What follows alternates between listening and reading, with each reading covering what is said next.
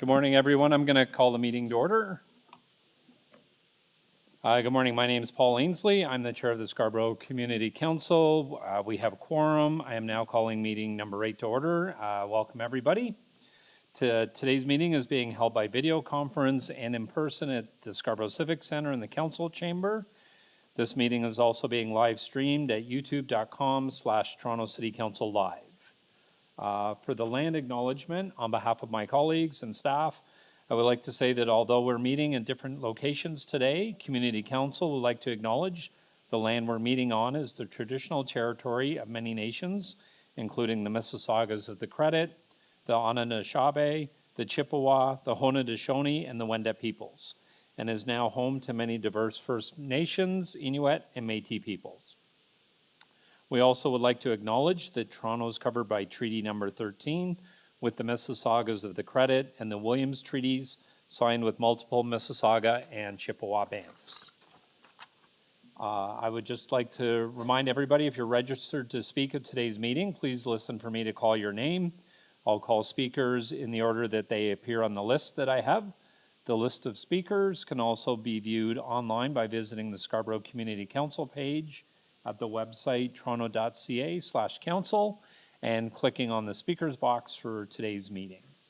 To members of the Community Council, the clerk has provided all of our agenda materials on toronto.ca/council and on the clerk's meeting portal. Clerk's IT staff are available to members if you need any help with any of your electronic devices. I also want to remind everybody to please submit and approve your motions by email. Staff are available at scc@toronto.ca to help with motions. At this point, I'm going to ask if there's any declarations of interest under the Municipal Conflict of Interest Act. Seeing none, can I have a motion to confirm the minutes from our last meeting of September 8th, 2023? Moved by Councillor Myers. All in favor? That carries. I'm now going to go through the agenda. Moving to the other section.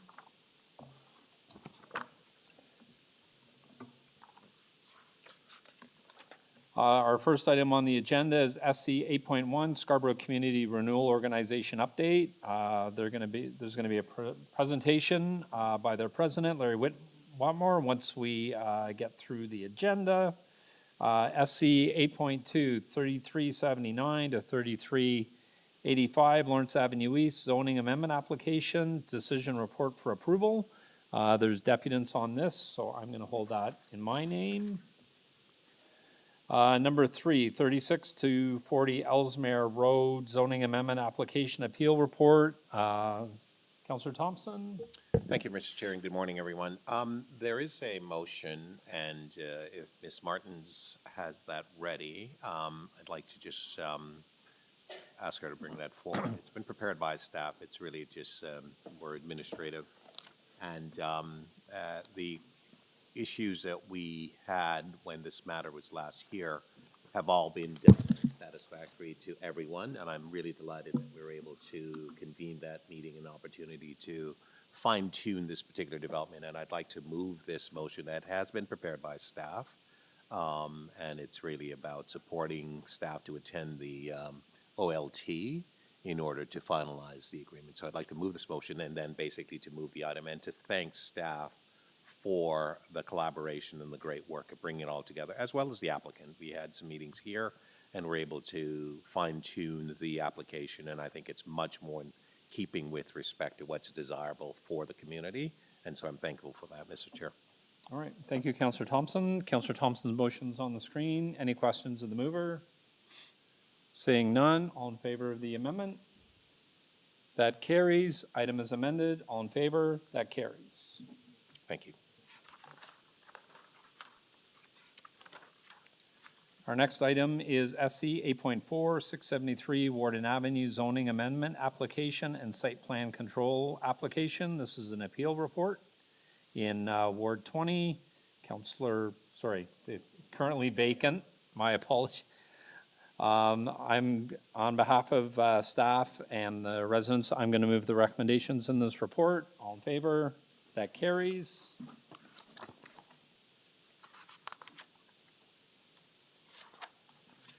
SC 8.5, 1117 to 1119 Kingston Road, and 196 to 198 Blantyre Avenue. This is a residential demolition application in Ward 20. We do have two deputants on this item, so I'm going to hold that in my name. Mr. Chair, just on a point of order Yes, sir. on this item. The deps they're speaking, who are they? Is that the actual applicant themselves? Or do we have other residents speaking? Sorry? On the persons who are speaking on this item, Yes. who are they? I'm just wondering if it is the actual applicant or their residents speaking as well? They're registered here on the list, Okay. so I'm not sure either. Okay. We will find out. Okay. Thank you. SC 8.6, 16 Catalina Drive. This is an application to remove a private tree in Ward 24. We have a speaker, so I will hold this in my name. SC 8.7, 66 Crosland Drive, application to remove a private tree in Ward 21. I believe there's a speaker on this item. Yes, there is, so I will hold this one in my name. Number 8, SC 8.8, 282 Friendship Avenue, application to remove a private tree in Ward 25. There's a deputant on this, so I will hold this one. SC 8.9, 50 Mossbank Drive, an application for a fence exemption. There's two deputants on this, so I hold that one.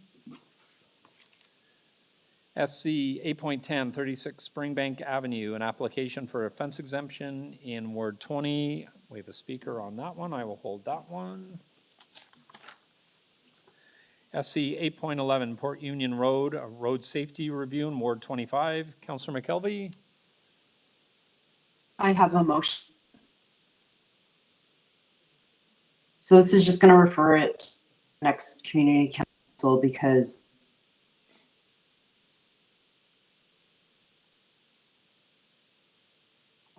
Okay, Councillor McKelvey has an amendment. that's coming to the council. So this is to provide. Yep. Okay, Councillor McKelvey has an amendment on the screen. Any questions of the mover? Seeing none, all in favor of the amendment? That carries. All in favor of the item as amended? That carries. Thank you. Yes. Yep. Sorry, moving referral.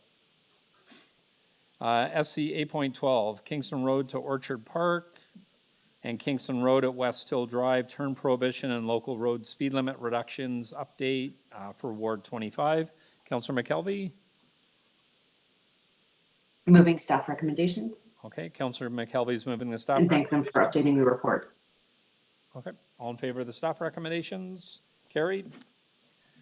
SC 8.13, Birchmount Road and Chaldean Street, Glendower Circuit, pedestrian crossing protection in Ward 22. I believe Councillor Mantis wanted to defer this to the next meeting. Did he send anything?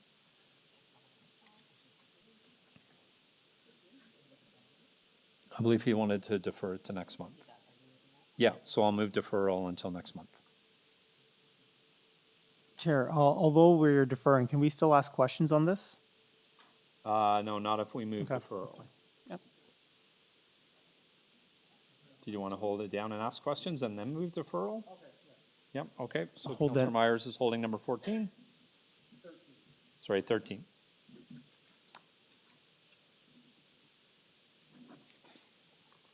All right, number 14, SC 8.14, Coronation Drive, pedestrian crossing protection in Ward 24. I'm holding that for a registered speaker.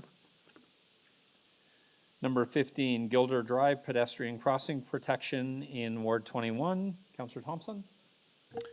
Yes, Mr. Chair. I just want to move this and thank the staff immensely for this. It creates a huge element of improved safety in the community for the children and the community at large. And I just want to say that staff were very quick in responding to this request. I don't know if it's Bodias McKee's here, but Cheryl's.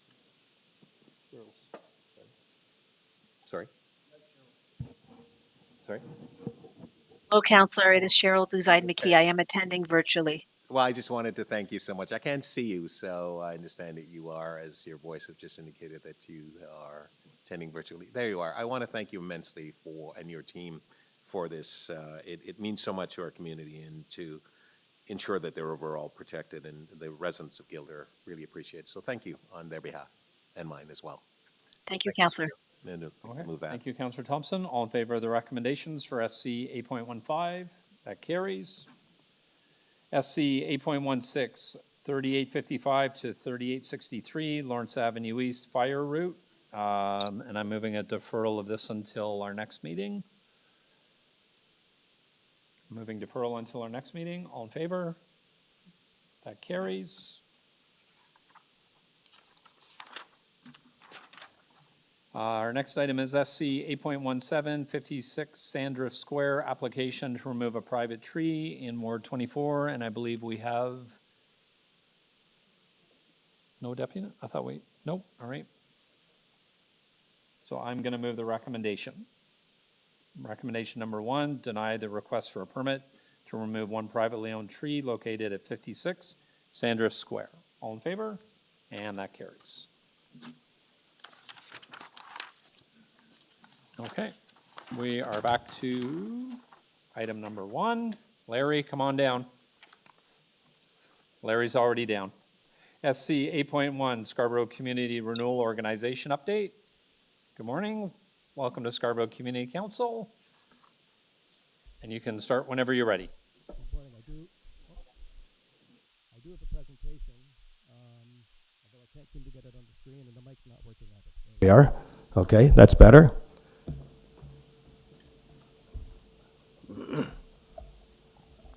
Did I pull the wrong one in? Put the wrong one in. Thank you.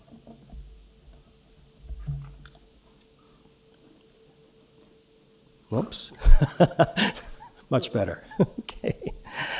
Thank you, Mr. Chair, and good morning, councillors. Thank you for the opportunity to bring you up to date on SCRO's activities over the past year and what we are working on now. And I've also brought some of SCRO's subject matter specialists with me today that I can call upon to help address any questions that you might have. First of all, just a little bit of background for you regarding the founding history of SCRO. We all know that Scarborough sometimes gets a bad rap, whether it's underinvestment going back many decades, or people talking about Scarborough in disparaging and tiresome stereotypes. So in 2014, Scarborough's Rotary clubs decided to do something about it and held an extensive community consultation process over almost a year. And out of that process, SCRO was formed, and so was the Scarborough Business Association. We want our residents to be proud of the place we have chosen to call home. We want the promoters of those tiresome stereotypes to think about Scarborough differently. And we want and we need public investment to address those challenges that Scarborough has that only public investment can solve. Hence, the formation of SCRO with mission, vision, and values that focus on a positive, constructive, and pan-Scarborough focus so we can all work together for a better Scarborough. Advocacy is at the core of what we do, whether it's with you, our MPPs, our MPs, or here in this photo with the Prime Minister, discussing the need for funding of the extension of the Eglinton East LRT. SCRO strives to be a catalyst to bring public policy attention to Scarborough. And sometimes we can help you. So let's look for those opportunities where political leadership and community advocacy can work hand in hand. The Scarborough Walk of Fame. There's much to be proud of in Scarborough, and nothing embodies that more than the Scarborough Walk of Fame. SCRO was honored to assume leadership of the Walk of Fame in 2021 as it's such a great opportunity for us to profile Scarborough in a positive way. So, what have we been doing? Well, for a team of volunteers, we've actually been pretty busy over the last year or so. First of all, the Federal Electoral Boundaries Commission. You will all be aware of this.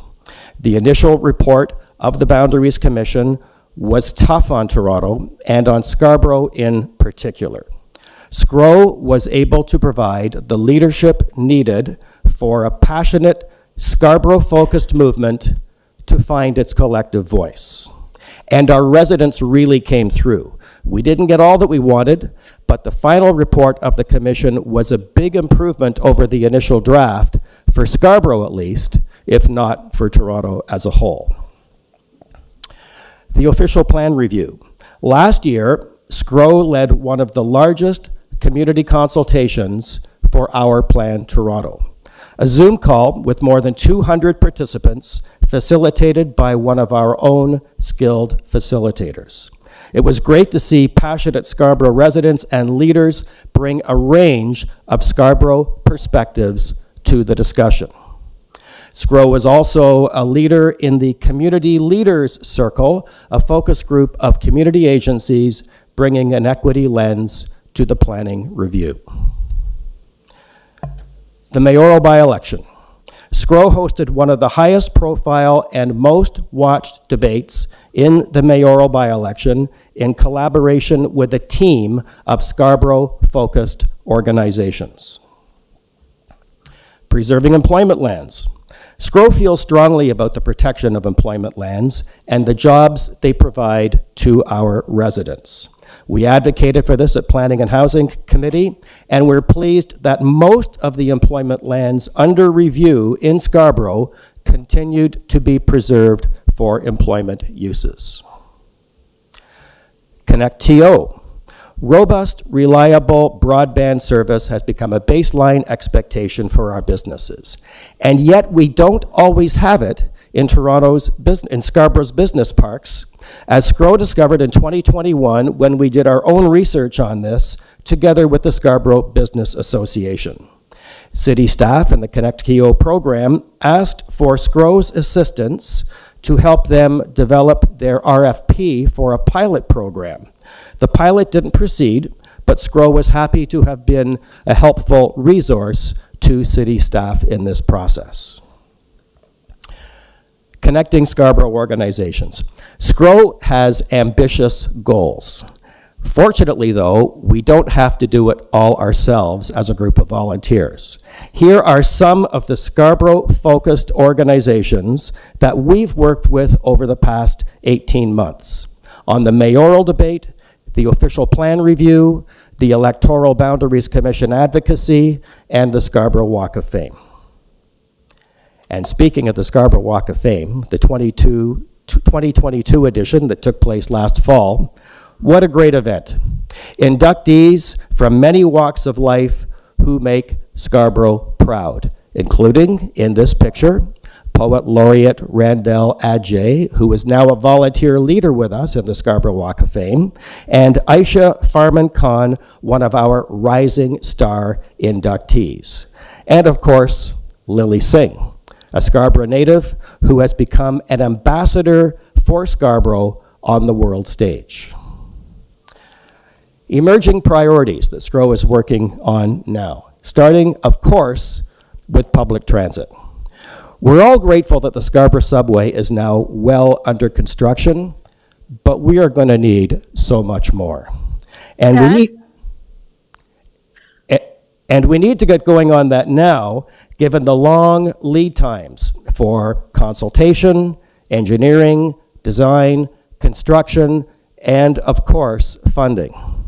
Our most urgent priority is a busway to replace the Scarborough RT until the new subway is built. We are pleased that the TTC board and council have embraced this as a priority.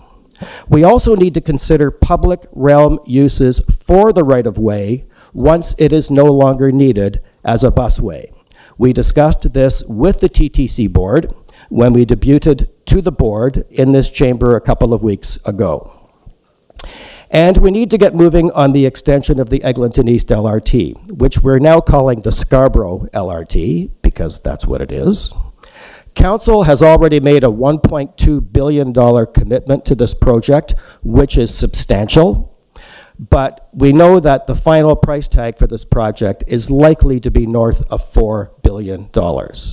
So federal and provincial support will be needed. SCRO and our community partners will do all that we can to support you through advocacy to secure this needed funding. Economic development in Scarborough. I've noted the importance of preserving our employment lands for our light manufacturing and logistics businesses, where many of our newcomers find their first jobs. We also need to do what we can to enhance office and professional employment right here in Scarborough Centre and the Concilium.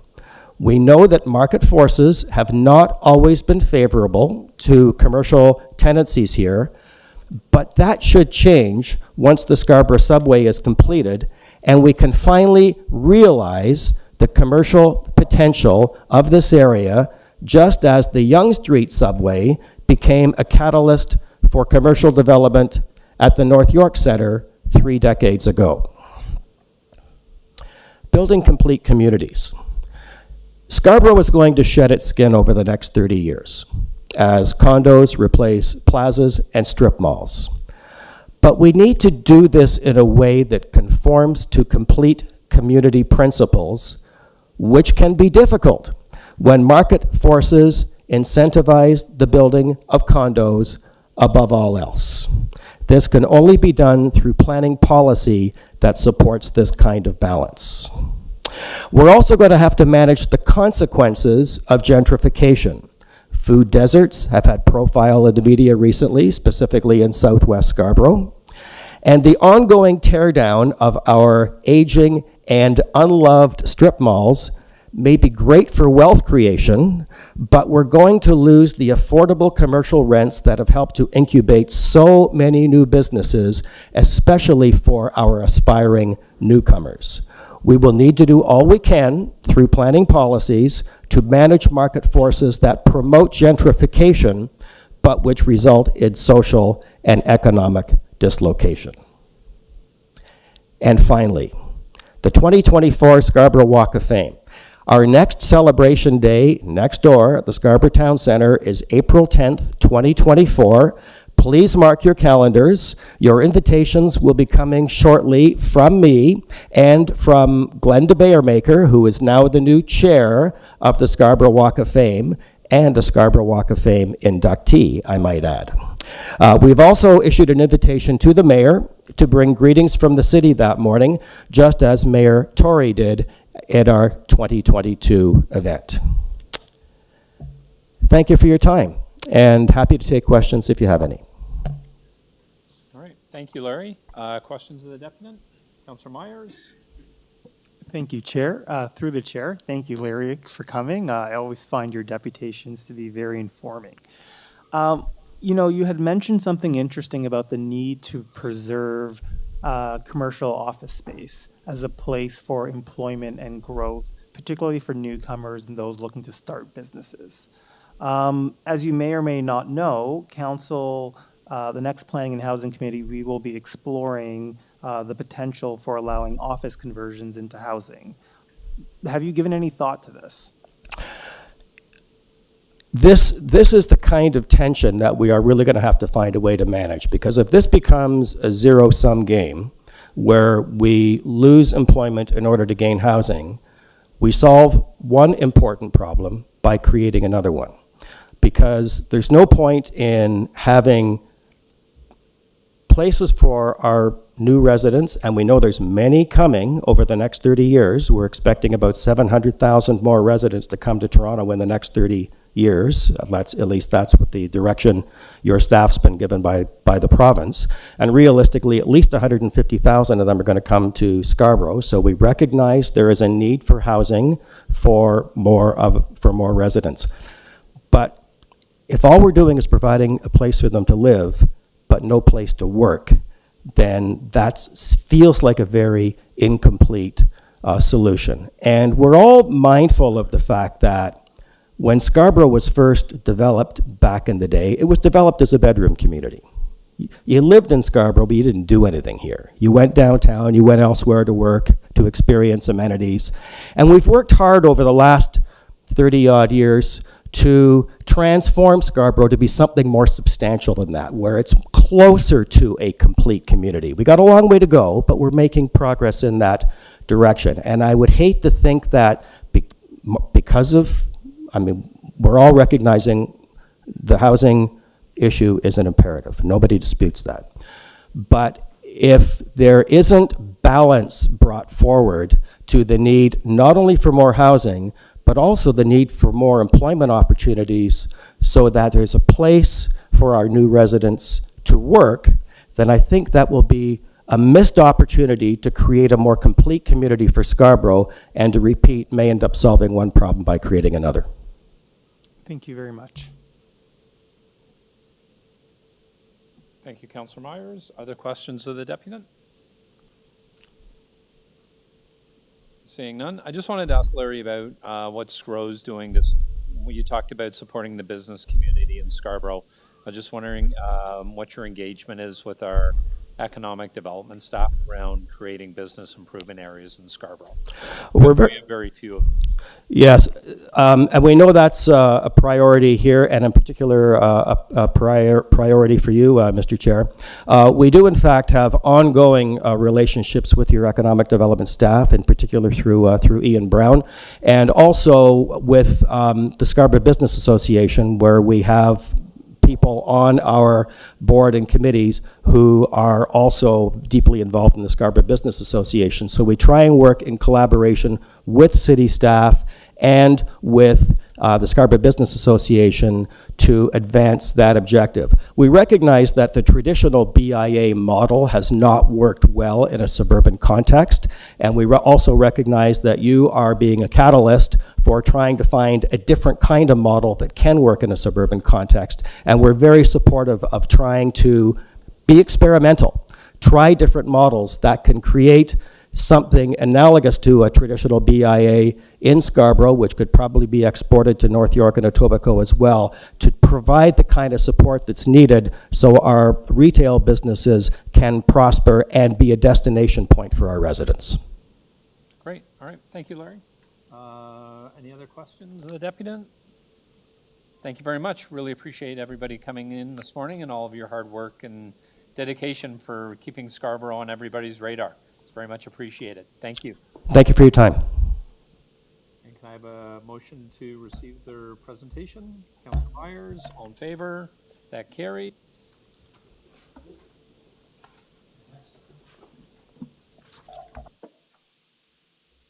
Our next item on our agenda is SC 8.2, 3379 to 3385 Lawrence Avenue East. This is a zoning amendment application with a decision report for approval.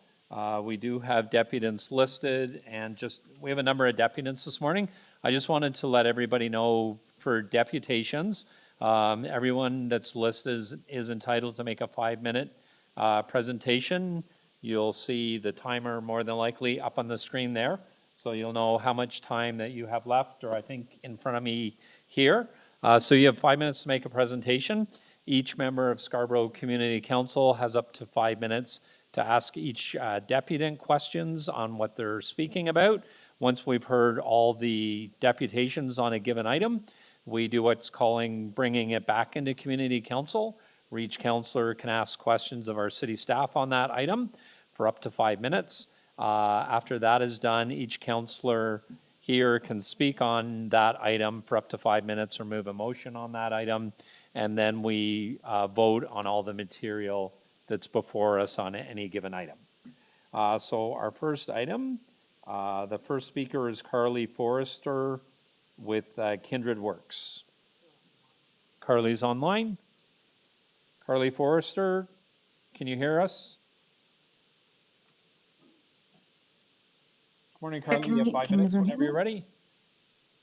Morning. My name is Carly Forrester. I'm acting on behalf of the applicant, Kindred Works, for this file. I'm the Senior Development Manager on the file. And I just wanted to thank the city and thank the staff for working with us on this project.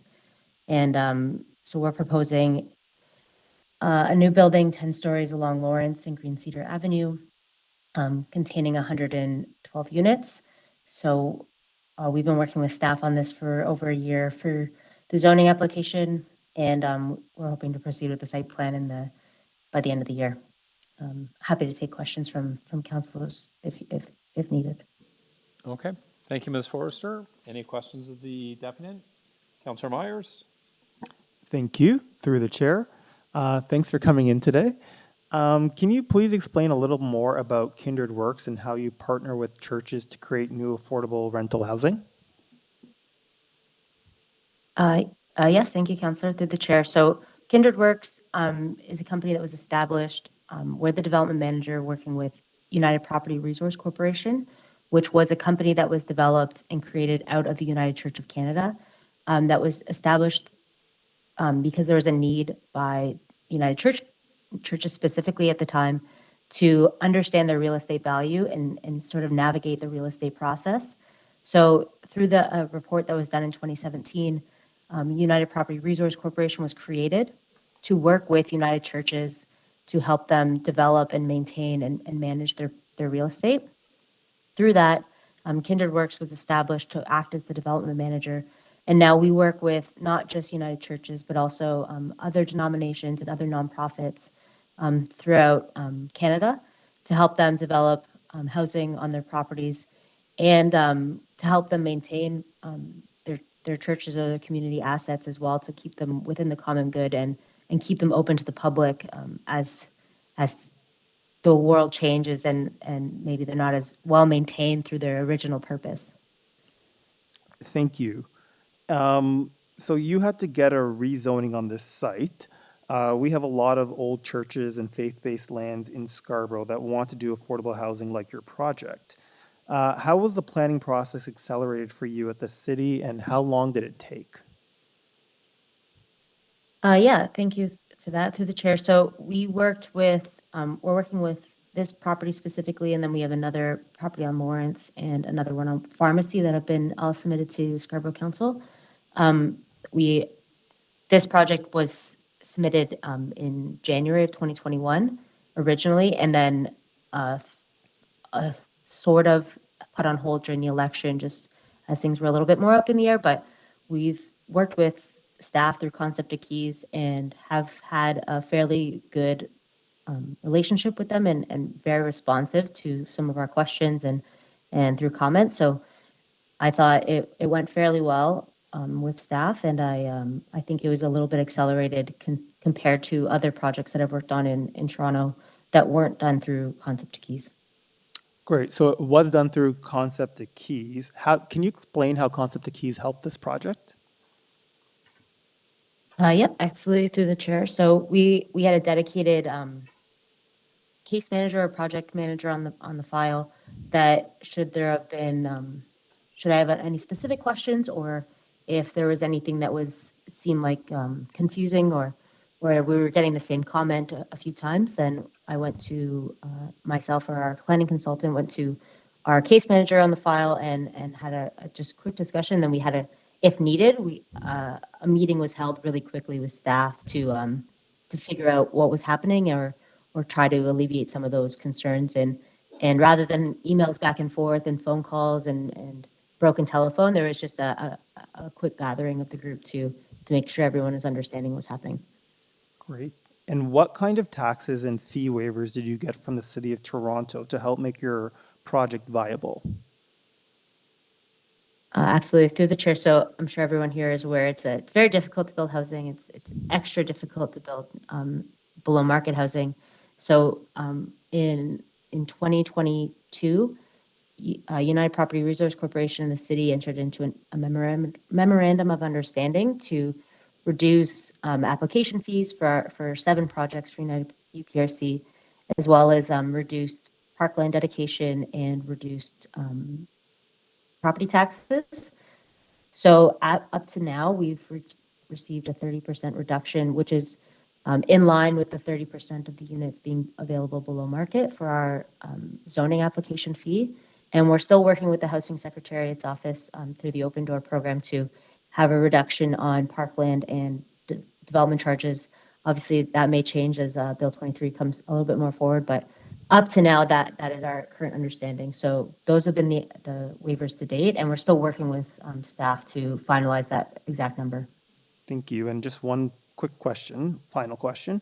The federal and provincial governments have just announced they will be removing the HST on new rental apartment developments. Will this project qualify for that HST rebate? And do you know how much that HST rebate would be roughly? On the Yep, through the chair. So, sorry. on the whole Um, project on a per unit basis, if you have those figures?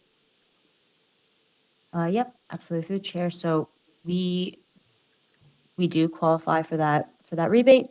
I just checked this morning. On a per unit basis, it's about $28,000 per unit.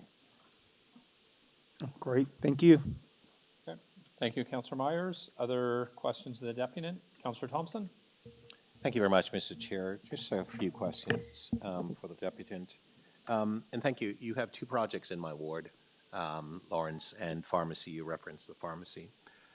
I just wanted to understand your process. When you identify a surplus property to look at creating and responding, obviously, to the needs that exist in the city for more housing, how do you go about informing the community? And I ask this question because it appears that based on what I've observed in many in my community, you have a website where you put information on that website. Is that correct? Yes, Councillor, that is correct. Right. And so you put the information on the website in advance of consulting and or talking with members of the community. Is that what happens? Through the chair, once the project has been public and submitted and received some staff comments, then we'll put it online, just to make sure that we have that first layer of coordination with the city. Right. So the communication is taking place with planning, and you're, I guess, satisfied as part of a process that it's ongoing. Then you put that information. But at that point, you do not consult with the community in advance of putting that information online. Is that correct? Through the chair, it would be dependent on most of these projects. This one, Let and me then, both. sorry, let me just interject. I don't want to take a whole lot of time. Let me then, just these two specific projects in my ward.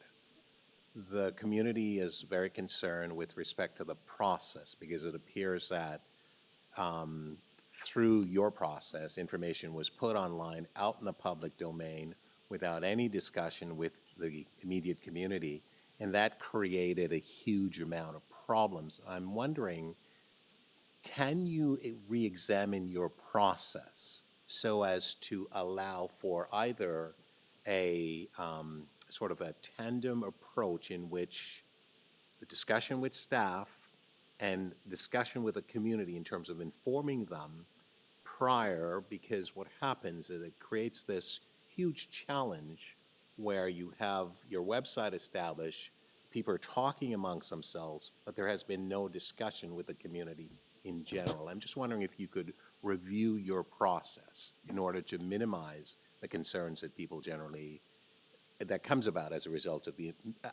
a lot of it is misinformation because people are not aware and people start spinning, and it creates huge challenges both for the community, myself, and obviously your projects. Yeah, through the chair, we can look through that. I will say one of the projects I think that we're referencing, some of the difficulty came through the hold that we were given through the election that was happening in October. So the public meeting that we had planned had been sort of put on hold while that was happening. But I will take that back for sure and talk to our staff. And I'd be happy to work with you and team in order to ensure that the information that goes out coincides with respect to at least an understanding of the community, because it creates huge tension, and if we could reduce the tension, that would be better for all. Would you not agree? I would agree that less tension would be better. Those are my questions, Mr. Chair. Thank you, Councillor Thompson. Other questions of the deputant? So Ms. Forrester, I just had one. My understanding is Kindred Works. So the lease on the building, your firm is taking over management of the building in a few years when the Church of Masters lease expires. Is that correct? Through the chair, thank you for the question. The building that is on the site is on a land lease that is managed by the Church of the Master Corporation and a Community First Management Group. And then, but the property is owned by the United Church as a whole, so that building in theory is also owned by the United Church. So we would be taking over management once that lease is over, and we are our client in this matter is the United Church of Canada, who owns the land, and those tenants are also a part of that. So we're responsible to both the tenants and to the United Church as a whole. Okay, all right. Thank you very much.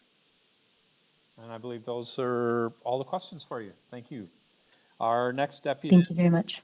is Andrew Hannaford with MHBC, or Master Homes Corporation. Mr. Hannaford, can you hear us? I understand you're online. Yes, thank you, through the chair. My name is Andrew Hannaford. I'm an associate with MHBC Planning. I'm here on behalf of the applicant, actually, not the Housing Corporation. First, I'd like to thank staff for the significant work and collaboration that has gone into this application since the initial pre-application meeting, as Carly mentioned back in 2021. I'm also happy to support the staff recommendation that is before you today. The City of Toronto and the applicant are currently engaged in a memorandum of understanding to enable development of up to 500 rental housing units across the city. This application, as was mentioned previously, is one of several coming forward through this MOU and proposes a new 10-story rental building with 112 rental units. The existing 6-story apartment building, which has 48 rental dwelling units on site currently, will be maintained. There will be an addition of additional amenity space on the site and demolition of the 1-story place of worship that currently exists. As part of this, there's also a new privately owned public space at the corner of Green Cedar and Lawrence to improve accessibility, especially in the wintertime, as that was identified as a concern for existing and future building residents. And as well as that, there's a below market housing component of this of 30% of the development. And finally, the application is targeting Tier 3 of the Toronto Green Standard version 4, which will be further detailed and worked through with staff through the site plan process, which will follow the approval of the zoning amendment. So with that said, I'll thank you for your time and open myself up to questions if you have any. Okay, thank you very much. Questions of the applicant's representative? Councillor Myers? So what can the City of Toronto and the provincial and federal governments do to make these kinds of faith-based affordable rental housing developments faster to deliver and incentivize? Through the chair, thank you for your question, Councillor. I think there's a lot to that. I wouldn't say I could answer it all today. I would say Concept to Keys that the City of Toronto is doing is a great start. It was a very positive experience. However, there are still some delays that we do see through the planning process specific to sites like this. An example specific to this site was in coming before you today. We were actually hoping to come to the September meeting of Community Council. However, there were delays with Toronto building staff reviewing our zoning bylaw, which was before them over the summer. So I would say just improve coordination of city staff to improve the timelines. And obviously city staff are great. They do great work. They're just very busy, as you can understand. So it's more of a resource challenge, I would say. And beyond that, obviously the things like the removal of HST on federal level, that's a great improvement as well. Thank you. How do the green building standards on your project help you fund the development and operations of these kinds of new green affordable rental buildings? Yeah, thank you for your question through the chair. So I'm not an expert on green building standards by any means. However, this development is pursuing elements of passive house, solar ready. Those sorts of things don't necessarily help us at the initial application stage. However, long-term for Kindred Works, managing the buildings long-term, that's significant operational savings, which then can help contribute to reducing rents in the long term as building maintenance is reduced, upkeep, energy, and so forth. Thank you. So all councillors in Scarborough have faith-based lands like this one. Would you or Kindred Works be willing to speak to some of the local churches and faith communities about how to develop surplus lands into new viable, affordable housing projects? Thank you to the chair. A great question. I think absolutely. I think Kindred Works are a great partner to speak to about their experiences and maybe to get that discussion going. MHBC planning and myself as well would be happy to. And Councillor, if you'd like to set up those connections afterwards, I'd be happy to speak with anyone. Thank you. And one final question. If you have any thoughts, how would we do 20 projects like this with churches and houses of faith in Scarborough every year for the next decade? Like, you said coordination, and concept to keys has been helpful. Has there been anything else that you can think of that would be helpful for us to really supercharge this type of initiative? That's a good question. Thank you to the chair. I think it's a big topic. I think you might want to look to other jurisdictions. You're seeing this across the United States, especially right now. Jurisdictions like California have done wholesale rezonings of place of worship properties to enable redevelopment to loosen up the zoning. What you often see for place of worship specifically, for example, in Scarborough, is a number of their zoning bylaws that's in place is from the former City of Scarborough zoning bylaw or old community bylaws that are in place, which means that you have to do a pretty thorough, as you'll see through this application, rezoning application to bring the permissions in line with the modern day expectations and the addition of residential units onto these sites. So looking at just upzoning these sites across the city would be a great start. And then, as I said, coordination of city departments, I think planning staff understand the need to prioritize applications like this. And as I mentioned, concept to keys, that hasn't necessarily trickled down into every city department. And I think there's definitely work to be done there. And I know planning staff are doing great work on that, but there's still room to improve. Great. Thank you very much. Thank you, Councillor Myers. Other questions of staff on this item? Or sorry, the deputant? Sorry, Andrew, I have a few. Some clarification questions. One is around the outdoor parking lot. Is that being replaced? Thank you, Councillor. The outdoor parking, and I may be wrong on this, but there is a limited amount of outdoor parking on the site currently. That would be replaced largely through underground parking for the new proposed building. And there is sort of garbage pickup maintained on that rear access as part of the redevelopment. Okay, so the outdoor parking's being removed during the construction, and the reason I asked that, a number of residents in the building receive health care support, personal support workers. There's some concerns about where the health care support workers are going to park during construction. No, it's a good question. And I think through the site plan application process is where the construction management plan would go into details on how the existing building will be serviced and maintained through the construction process. Obviously, long-term, that is accounted for in the plans and there will be room. But we will also ensure through construction that access for healthcare, EMS, even like trans cab services could be maintained. Okay, and that leads to my next question around access for wheel-trans users during construction in the driveway. Yeah, and it's a great question as well, and something that is on our minds, and we'll work with city staff through the construction management plan and the site plan process to ensure that there's no disruption of service, and ideally an improvement in the long term, as mentioned through that new pop space on the corner, which improves accessibility in the long term. Okay, and it's very similar around the front lobby, which has the fire panel, the intercom system, Canada Post boxes. Where's that being relocated to? Thank you. Great question. I know you're referring to the one letter that was submitted. So again, those elements in the current building lobby will be relocated. We obviously can't leave the existing building without those services, and ideally they would be slightly improved when we're working on the building. So through the site plan process and building permit process is when the details of that, when we engage electrical and other consultants for those specific building elements. Okay, and another concern that I've had from residents is around the front lobby's being demolished. The back entrance is not wheelchair accessible, so there's some concerns about accessibility and also how fire and EMS are going to access the site if the front lobby's been demolished. So kind of a two-pronged for you. Yeah, no, it's a good question. And again, unfortunately, a lot of those details would come out through the site plan process. At a high level, The grading of the site will be improved through the redevelopment to improve accessibility, and through construction, interim measures would be in place to ensure that obviously we still have to provide accessible entrances. The building lobby will be reconfigured through the redevelopment to hopefully improve the situation and improve access to the site. Okay, all right, thank you very much. Those are my questions. Thank you for your time this morning. Our next deputant, our next deputant is Wendy McGuigan. Wendy, good morning. You have 5 minutes whenever you're ready.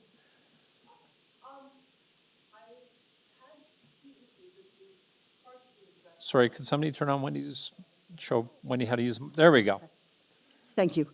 I had two issues only that I was going to speak about here, was the Wheel-Trans accessibility and the medical support services accessibility.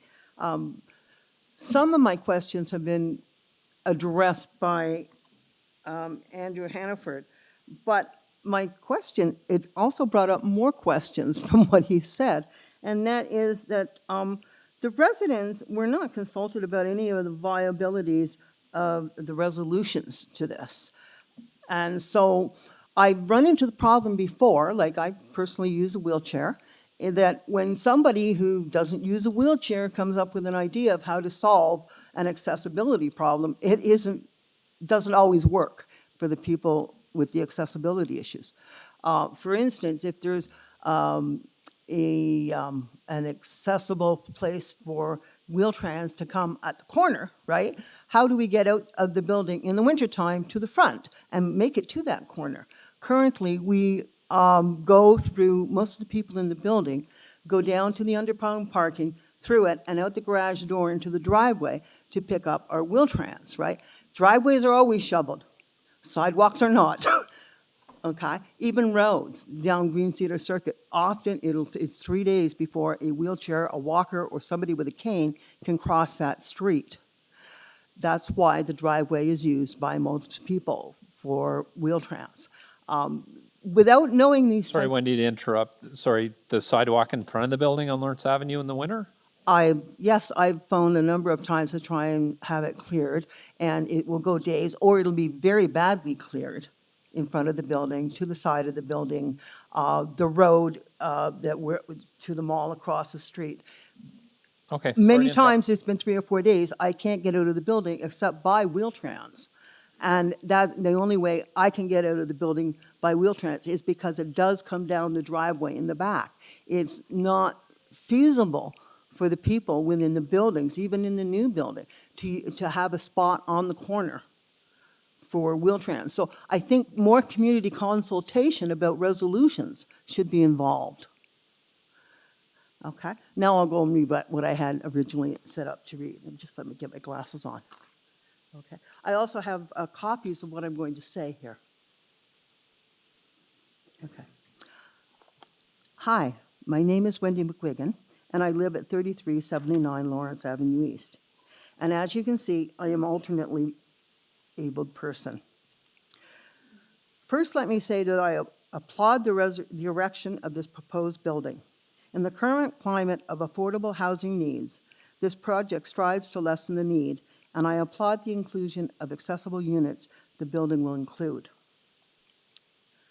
I am here in a proactive capacity to discuss two foreseeable accessible issues with the impact of the proposed building. They are 1, Wheel-Trans accessibility, and 2, medical and support services accessibility, RE, essential on-site parking. The first issue, there are issues with receiving Wheel-Trans services at the front, Lawrence Avenue entrance of our building.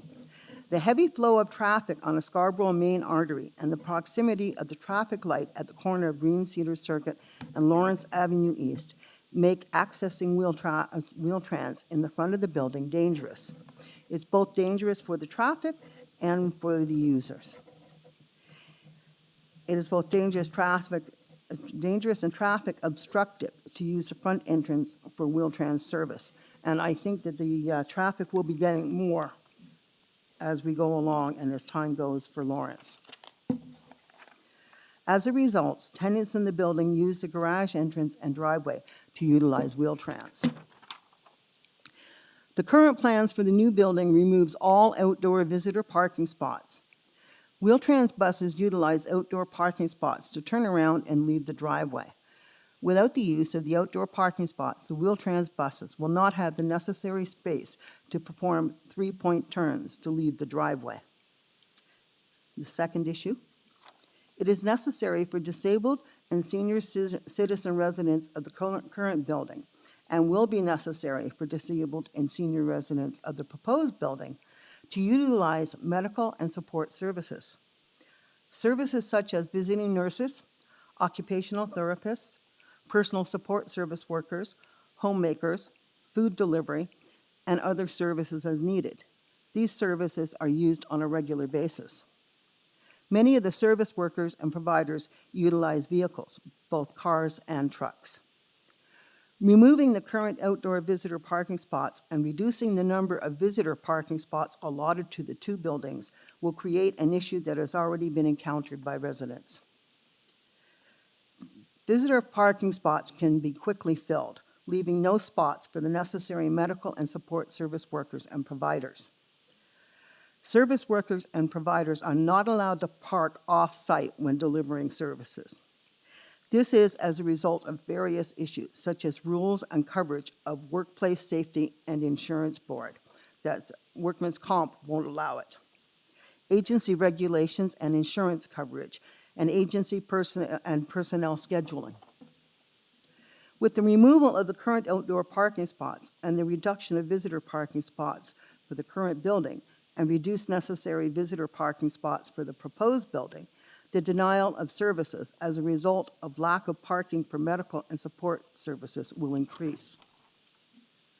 I have in the past been denied services for this reason, so there's already an issue with that. I have also seen with my own eyes service providers pull into the full visitor parking lot and leave as a result of the parking spots, denying their clients and patients the services. Reducing visitor parking will definitely increase the incidence of denial of necessary services. I have two suggestions. I don't think there should be ever any reason for coming up with a problem without some idea of a solution, right? There are possible solutions to these issues that can be enacted in the design of the proposed building, and here are two. On the south side of the driveway, reduce the proposed green space somewhat and increase the width of the driveway, or at least part of it, to allow Wheel-Trans buses to perform a three-point turn in the driveway in order for the buses to exit the driveway. That was for Wheel-Trans. And for the support workers, increase the allotted visitor parking spots for medical and support services, or allot additional parking spots specifically for medical and support service providers. It is my hope that these two crucial issues be effectively resolved within the design of the proposed building before the building is constructed, as, if not, basic and needed services will at times be denied to residents of both the current and proposed buildings. Thank you. Thank you, Wendy, and your timing was perfect, 4 minutes and 59 seconds. Thank you. Any questions of the deputant? Councillor Myers? Thank you very much for coming in, Wendy, and yeah, it was a great deputation. Thank you. So you came up with these proposals. They seem very reasonable on their face.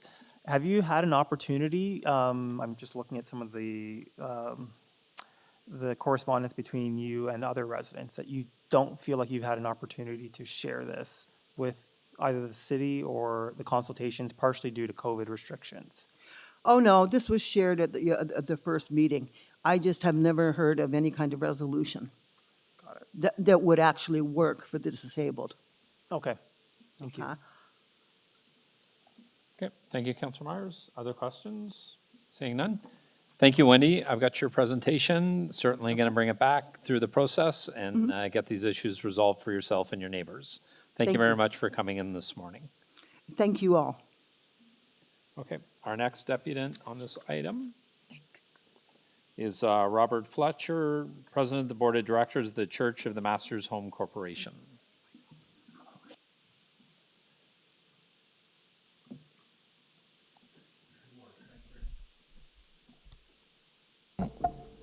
Sir, Morning. you have 5 minutes, so you can start whenever you're ready. Good morning. Thank you very much. So I forwarded our issues about the rezoning. We're not, the corporation is a separate entity. It was when the Church of the Master United Church was built in 1959, and the apartment building was put in 1992. They were run as two separate entities, and at that time, when the Homes Corporation, which was the apartment building, was being designed, and they decided to take on a land lease for 40 years. They took over the property up 3379, 3385, and they gave, what they did was they erected a new portion of the church on the front at the Homes Corporation's cost, which is the apartment building.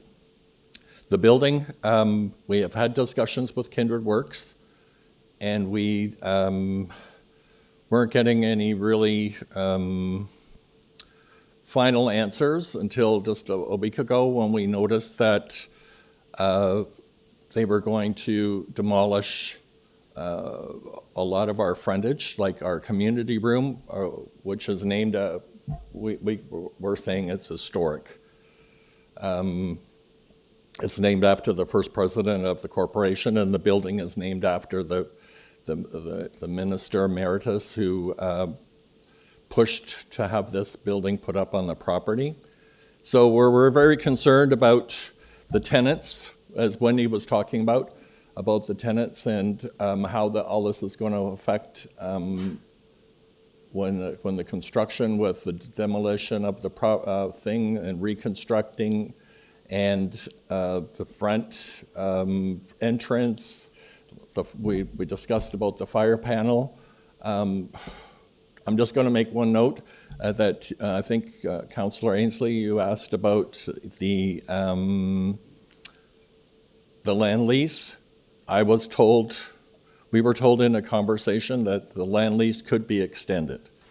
I'm not saying it's written in stone, but that's just what they were talking, that the Homes Corporation could go into another land lease with the property down the road.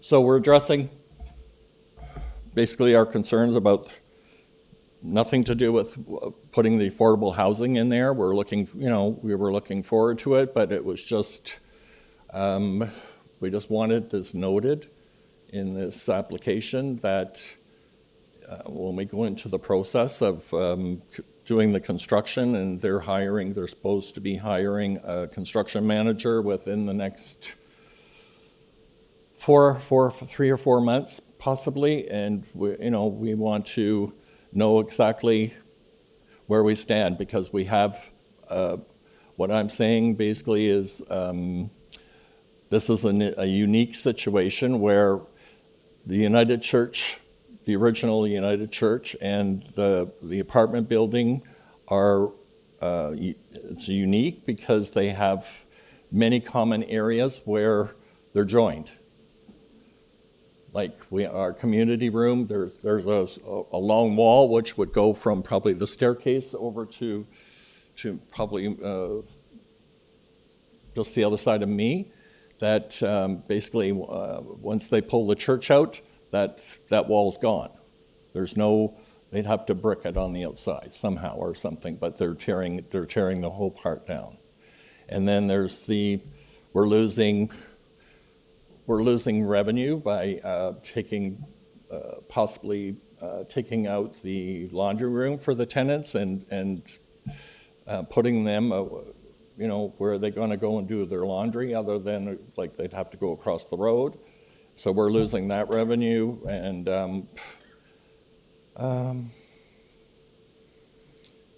see what else, sorry.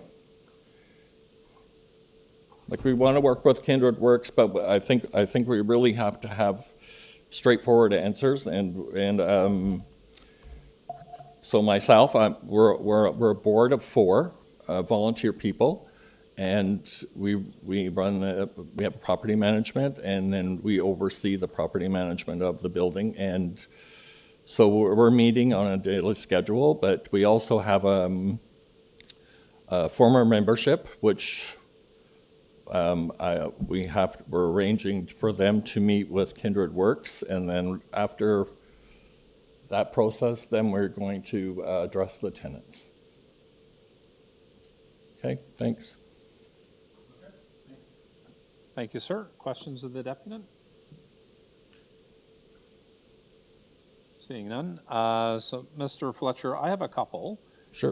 Starting with, it's more of a comment than a question, is that, so my understanding from our planning staff, that they've had a lot of trouble getting in touch with the Church of Masters management team, which is why planning couldn't start the exploration of any of the inside upgrades during the rezoning process for this report. Are you talking about the Homes Corporation, the management?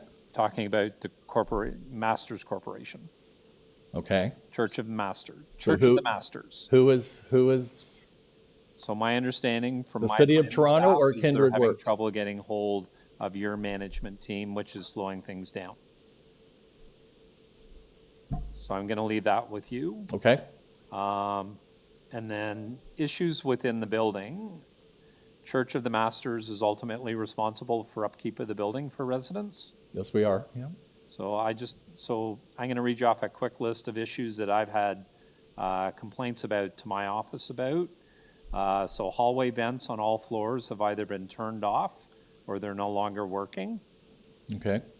Tenants are suffering from heat exhaustion. Most tenants in the building are elderly. To make matters worse, management is no longer stocking work order forms, so there's no way to submit requests by residents. Okay. Sorry? That's no longer true?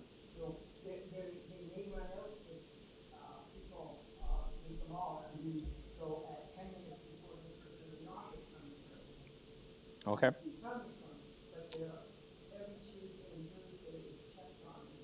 Restock? Okay, great. I'll take that one off my list.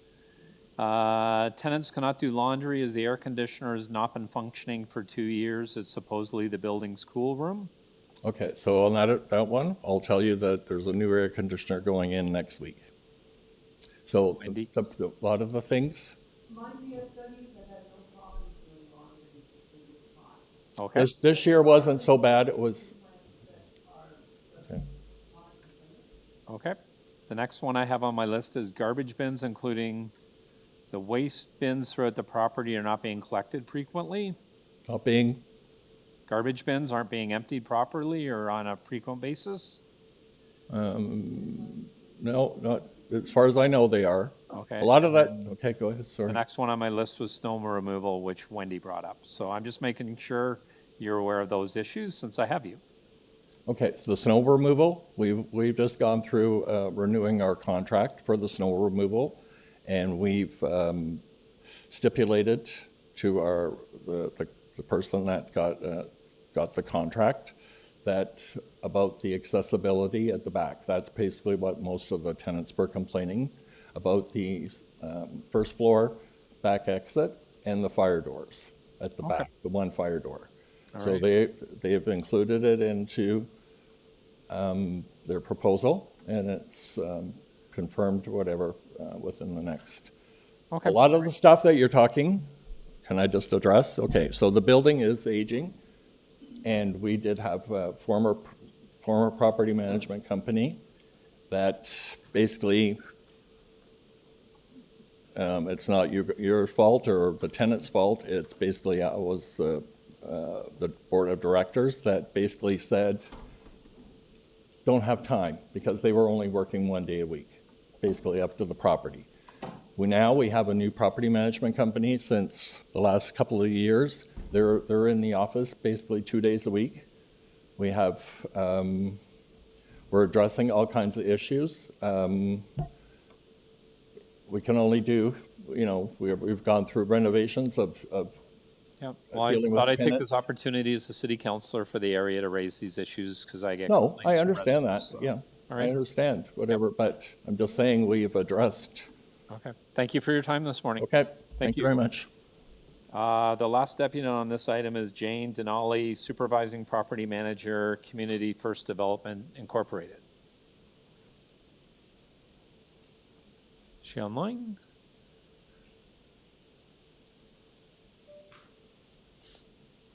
Hi, I'm Jane Denali. I'm one of the senior property managers with Community First Developments. We took over Church of the Masters site approximately a year and a half ago. In that time, we have done a number of capital jobs. We've replaced the elevators. Our biggest concern is what Wendy brought up, accessibility for the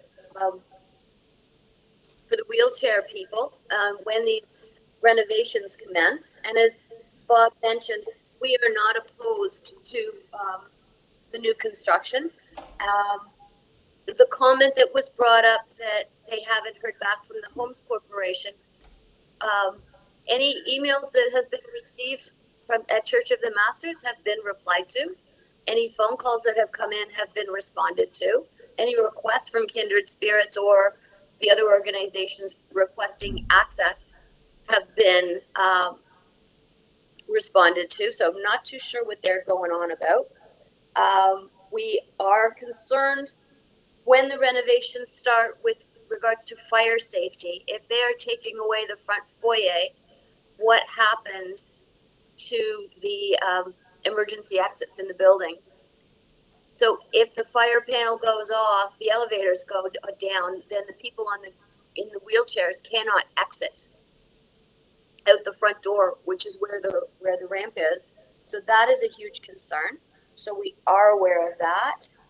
And as Bob mentioned, the infrastructure of the building, when we first were in communication that the Wadlow room, which is the main community room, would be coming down, we weren't informed that the whole side of the building was coming down. So this affects the infrastructure of our underground garage. This takes out our laundry room. This takes out the office. This takes out the washrooms on the ground floor. So there's the question, what happens to our structure in the underground? Visitors parking that Wendy brought up is one of our main concerns, because as she mentioned, the PSWs and the occupational therapists all come in the back door, because as she said, they have to park on site, and that's a stipulation of their work contract. So that's a huge issue with removing of that. So we're just a little, we're concerned about our tenant safety. We are concerned about what's going to happen with our infrastructure. And laundry, because yes, our main concern is safety to our residents. Thank you.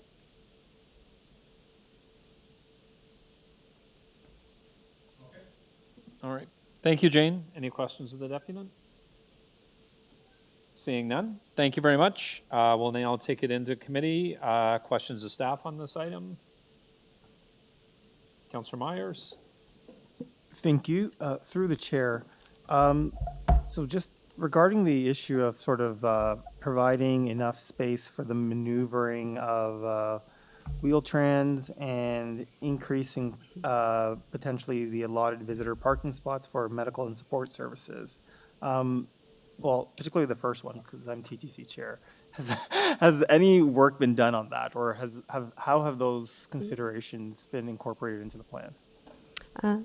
Through the chair, my name is Eileen. I am the community planner that facilitated the review of this application, as well as the author of the report. The accessible parking, as well as providing visitor parking for the personal service workers, was heard loud and clearly at the community consultation. Oh, sorry, I'll speak slower. Oh, sorry. So a lot of the visitor parking comments, as well as the requirements for personal care workers and their parking requirements, those were brought up at the community consultation, and we heard that very loud and clear. Right now, as part of the proposal, the existing underground parking for the existing building will be maintained, and there are a number of visitor parking spots in that underground parking. The applicant has rejigged it a bit to allow for greater space for the accessible parking and to allow for the three-point turn of a wheel-trans or a larger vehicle. So for now, that's been incorporated, and we'll explore the logistics of that further through the site plan process. Thank you.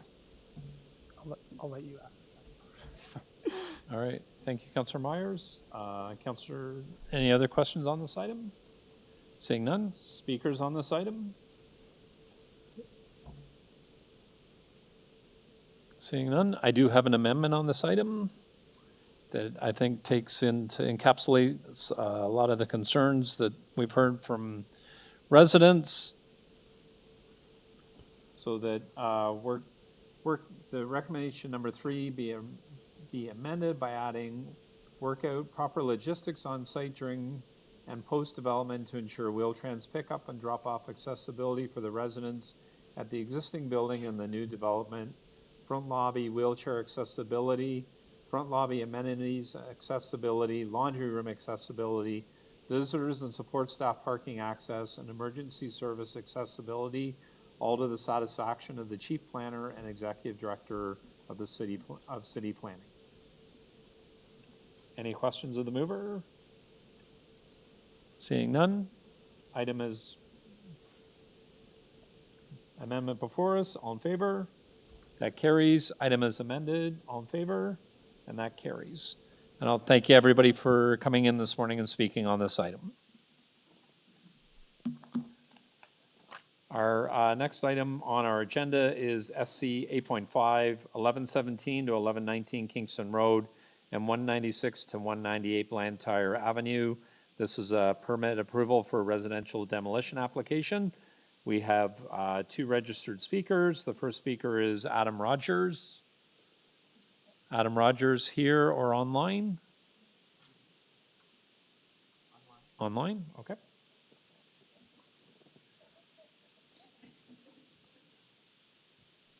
Mr. Rogers, can you hear us? Adam Rogers? Hi, sorry, they needed to unmute me. Can you hear me okay? Yes, Mr. Rogers, we can hear you fine. You have 5 minutes to make your deputation whenever you're ready. Okay, I'm ready. So to answer the councillor's question on this item at the beginning, I am not a Ward 20 resident, so I will keep this very short and to the point. I want, as I believe the councillors should be the final arbiters of this. I just wanted to get right to the point. So I'm speaking today because I want all councillors to consider housing units such as these, and when in similar demolition applications, when there's no building permit issued, in a different way going forward. I appreciate that many builders do not want to invite tenants to recoup losses as they're have to wait while waiting on permits because of eviction-related notices. But if there is a way to facilitate these houses as temporary refugee housing, I think it would be a benefit to both the city and the builder. Ultimately, we are in a housing crisis. We all know this, and we are also in a refugee crisis. So now is the time to think differently and propose possible other solutions.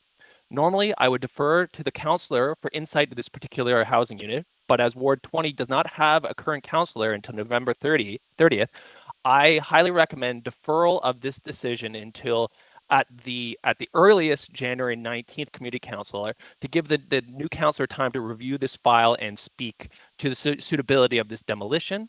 I also recommend that the city staff visit the site to confirm the condition before such a decision on demolition is happening. As I mentioned, there is no building permit currently issued, and as much as I appreciate an eyesore of a building is an issue, perhaps that is up to a person's opinion. So I would say that get city staff on site, see if these buildings are eyesore or are they actually still in a good condition. And I do say that precedent normally dictates in cases like this.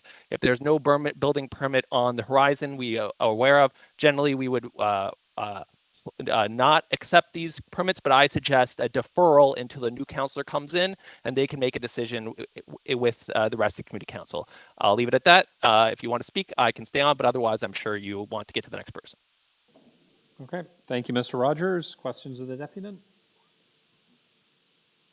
Seeing none, thank you much, Mr. Rogers. Our next deputant is Spencer Feely of the Feely Group.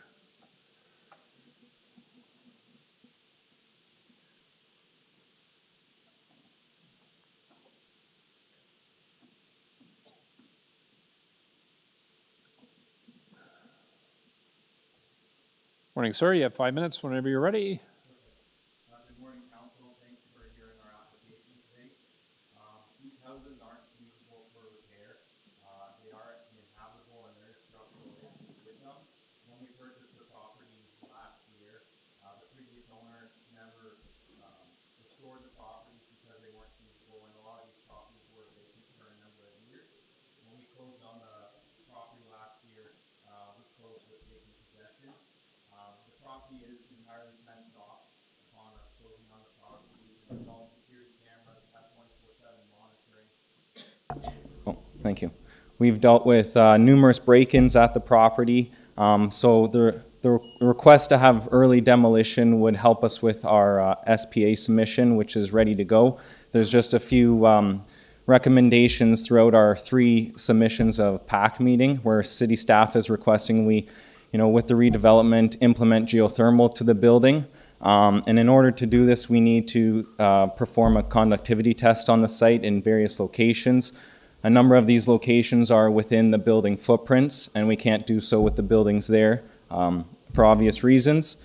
We've also implemented a second level of underground to the building to accommodate the geothermal system for the building. We also have to complete a hydro-G study, which is required for our SPA checklist. More than half of these test pit holes are located within the building footprints. We're going to be conveying a daylight triangle to the city through the development process, and we need to implement a test pit there, and we can't do so because currently the building is sitting on that daylight triangle, which will be conveyed.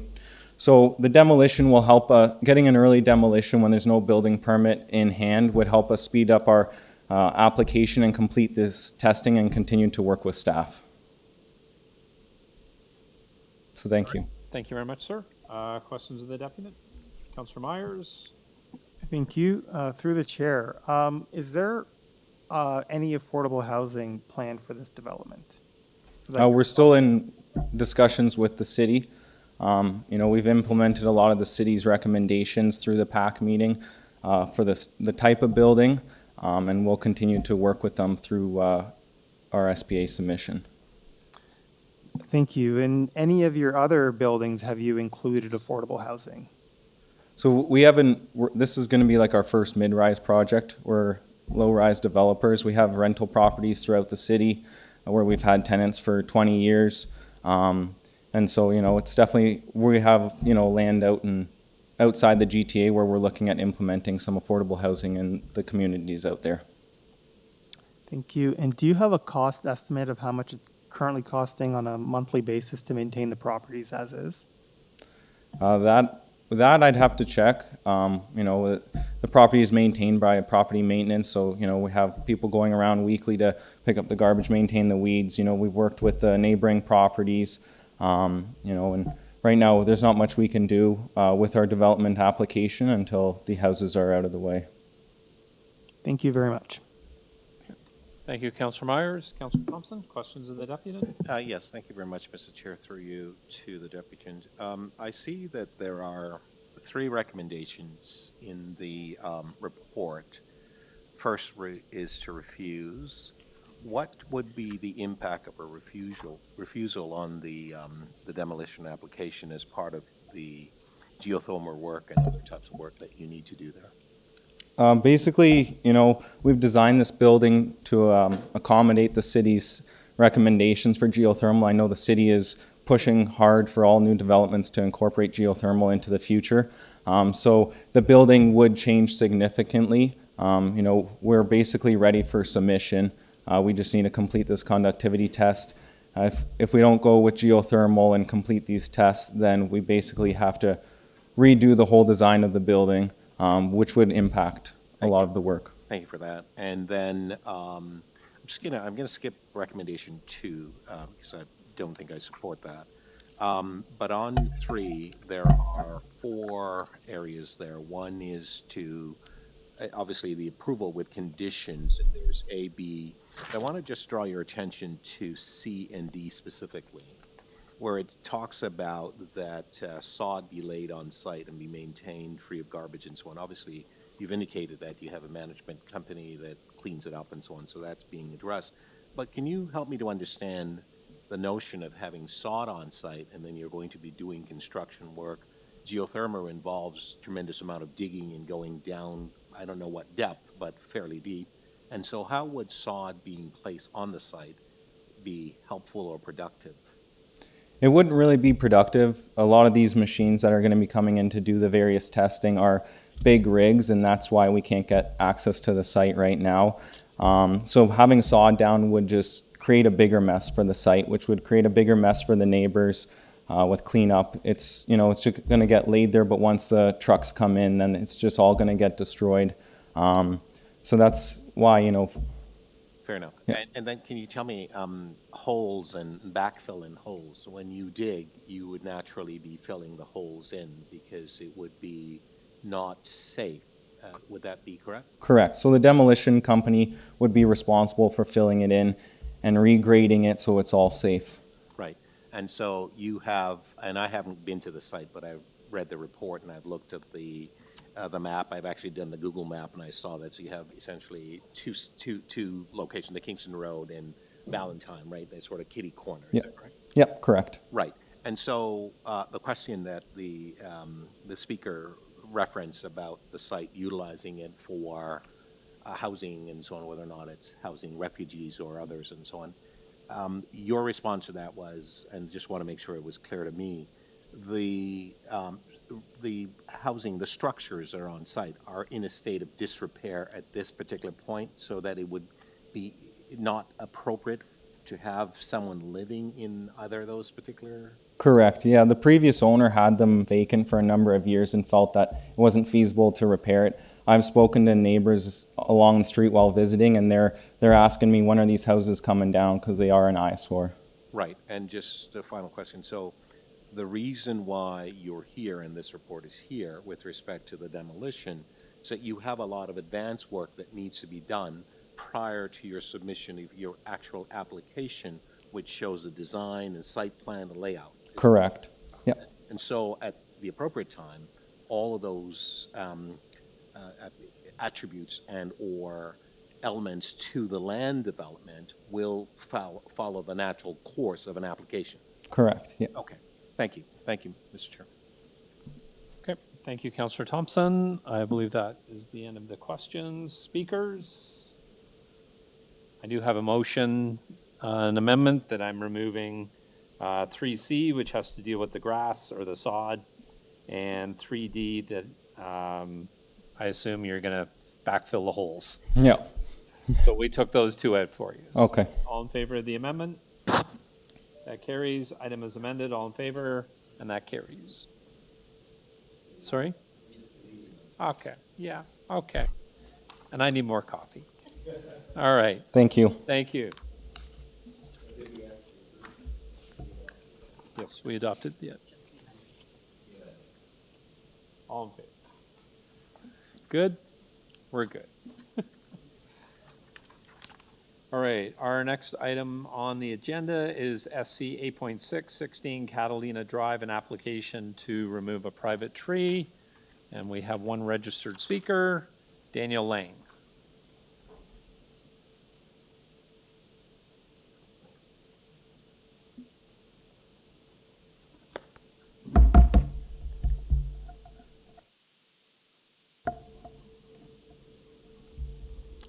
I'm not Daniel Lang, but I am Diane Lang, who is a co-owner of the property.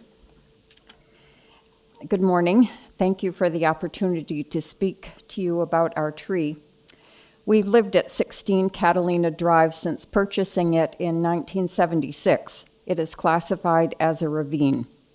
When we moved in, the only trees on the property were a hedge of Chinese elm that had been left to grow into trees, a willow tree, and a Colorado blue spruce. The willow tree became diseased and was removed in 1985. And although we've taken care to professionally maintain them, the Chinese elm trees are in poor shape as a result of the ice storm in 2013. The Colorado blue spruce in the front yard has grown too tall despite professional pruning. It shades our solar panels and is not a beautiful tree because it sticks out like a sore thumb. We work with a reputable arborist up in Oak to maintain the trees on our property.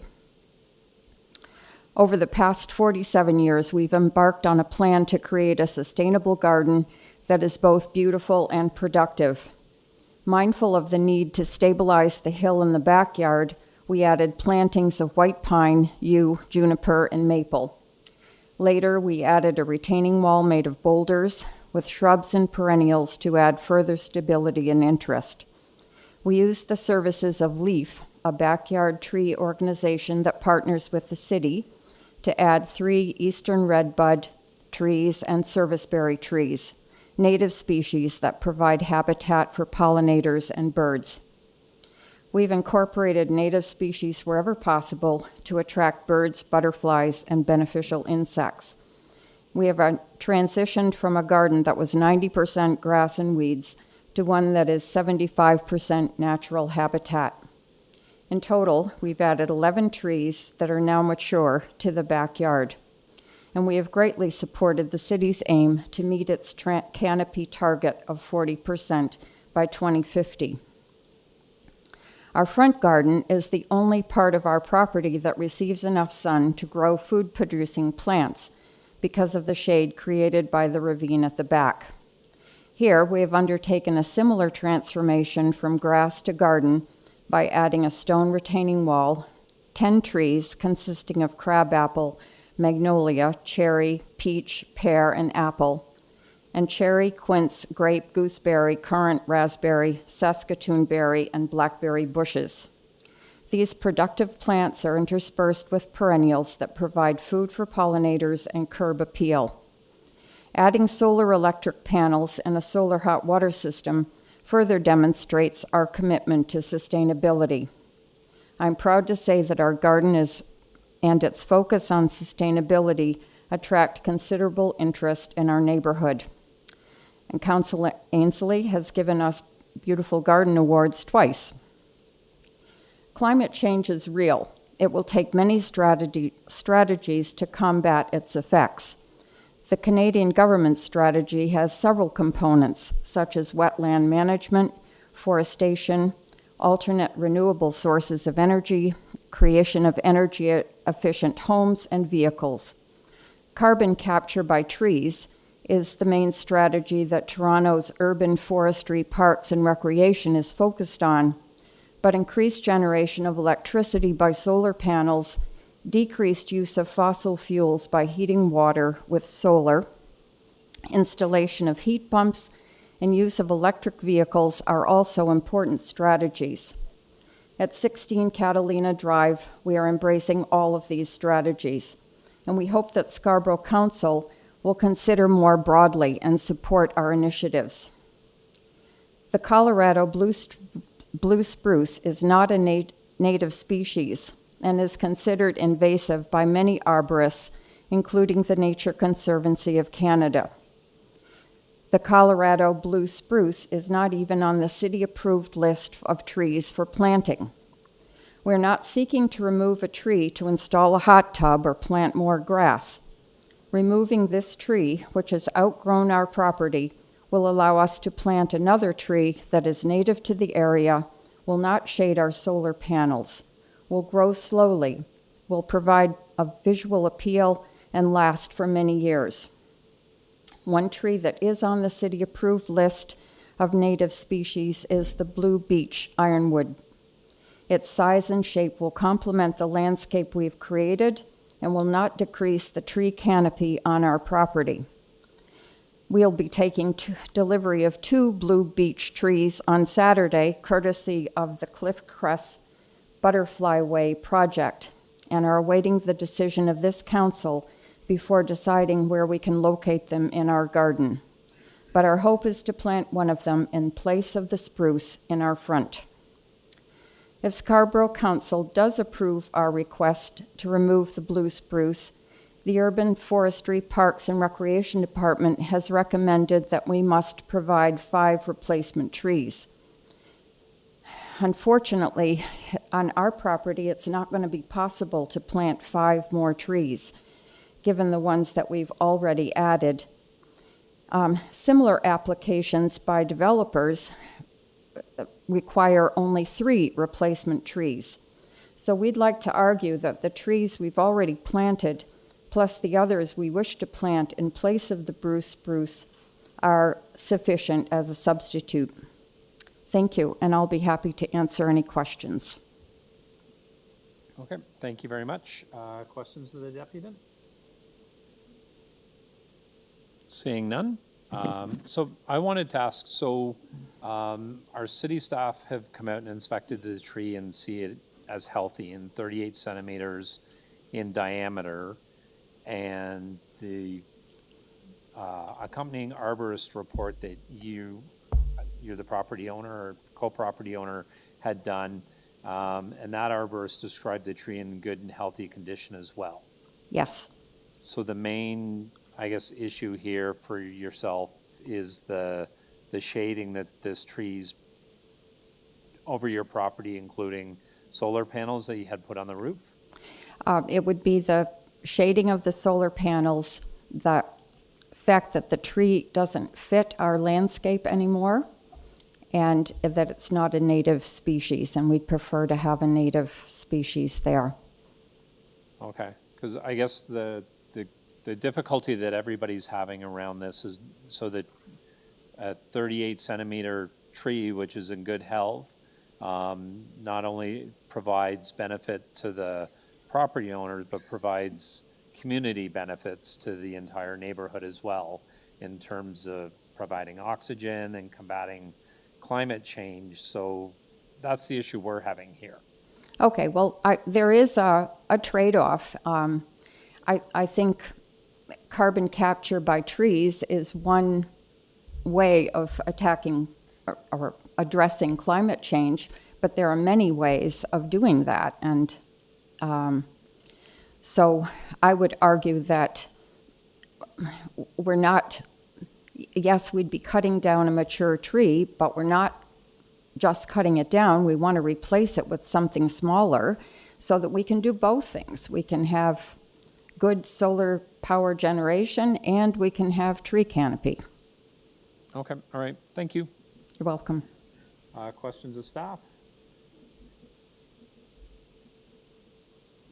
Oh, you can sit back down, it's okay. We brought this back into committee Okay. for questions of staff.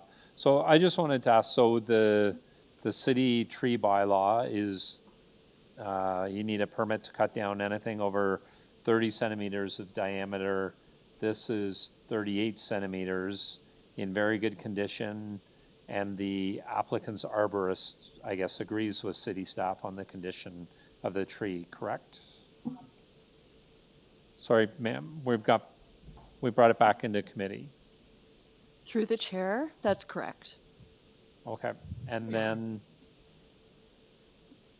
so the policy is that if we allowed this tree to be cut down, the applicant would have to replace it with 5 trees? That is our standard recommendation in all reports.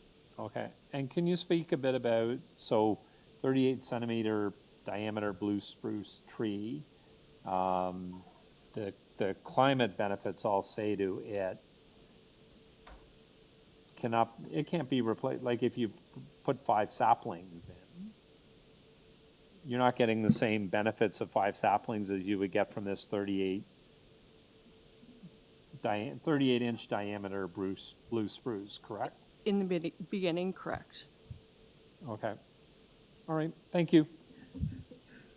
Any other questions of staff? Okay. Speaker, So I'm going to move the recommendation that the application be denied. I think that, having a 38 centimeter blue spruce, well, I understand the concerns that the resident has. I think there's also community benefits to trees like this as we try to combat climate change. And I think ultimately that the tree provides a great benefit, and so I can't support the removal of it. So I'm moving the recommendation to deny the request. All in favor? And that carries.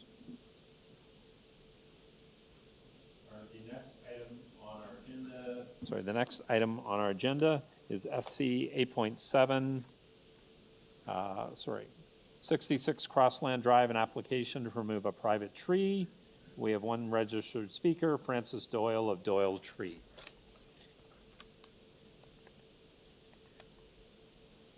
Francis Doyle here or online? Hello, can you hear me? Yes, I can. Mr. Doyle, you have 5 minutes whenever you're ready. Thank you. Thank you for the opportunity to speak. I'll just share a quick slideshow here just so you can better know what I'm referring to in terms of the picture of the tree. So it's a large Austrian pine. The rear of the yard, 66 Crosland. The tree actually touches the back of two roofs. That's kind of on a corner. You can kind of see in some of the pictures. Aside from maturity and being an older tree, there's the upper crown. There's a little bit of deadwood. I wouldn't say it's poor health. It's a mature tree, and obviously as trees get older, they do become more susceptible to disease and deadwood. The client is worried about the tree branches rubbing on the roof of the neighbors. He is also allowing squirrels and raccoons gain access to roofs. Tree has been pruned in the past, but unfortunately, it didn't do much in terms of letting the tree get so large, and that's what the client's worried about. That no amount of pruning is going to reduce the size of it, as these trees are not supposed to be topped. So some people say, well, why don't you just cut the tree in half? Well, it's never recommended for this to remove anything in terms of the upper crown. So the client basically would like to, go forward, obviously appeal to see if obviously they're willing to replant another tree, a better suited tree. In the plans, we have requested a ginkgo tree, which is one of the oldest trees, much more better suited, less mess. Obviously, this tree constantly clogs up the neighboring straws with sap and needles. Obviously, the size of it is an impact because it creates more mess as well.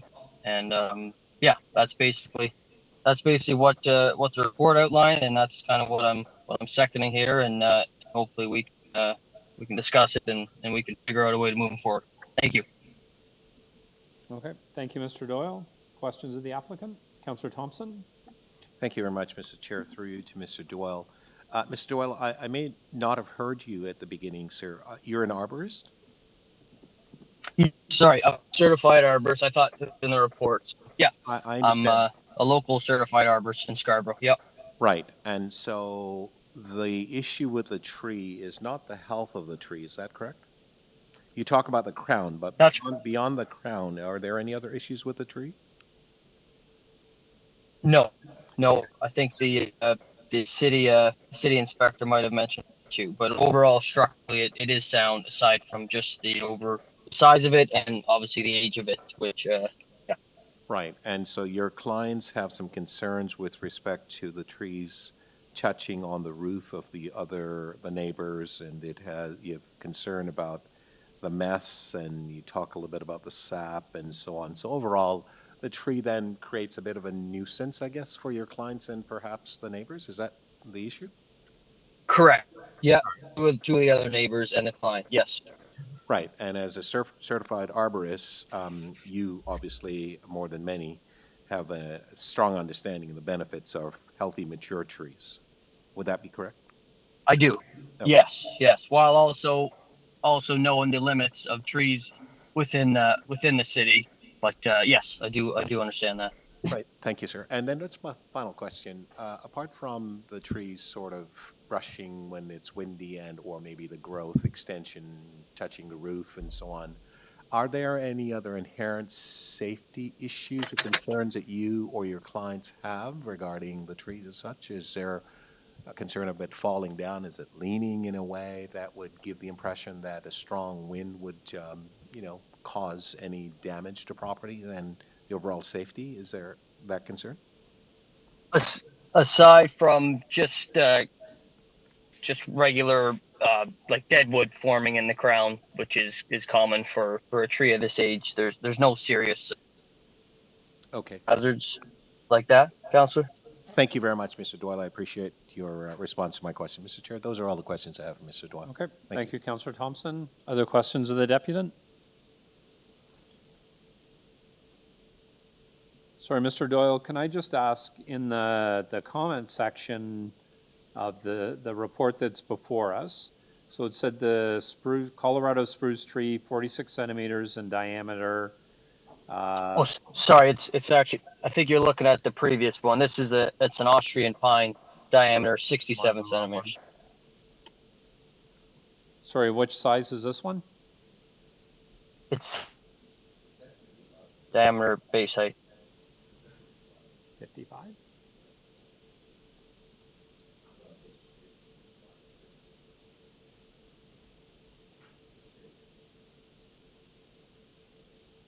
It's at 66 Crosland? Yes. Yeah, okay. So it's 55 centimeters in diameter. And you said in your comments... Oh, is that, so maybe... You said in your comments that this tree, the crown couldn't be trimmed? That's what I heard you say in your comments earlier, the tree couldn't be trimmed? Oof. Why can the tree not be trimmed? Oh, pruning a tree, you never want to reduce the height or kind of, in terms of the structure of it, you want to leave the crown intact, which is the tree. So obviously you can trim lower branches. It's a common pruning practice is to leave the crown. Right. And you don't think that this tree can be trimmed so that it's not interfering with the adjacent neighbor's house?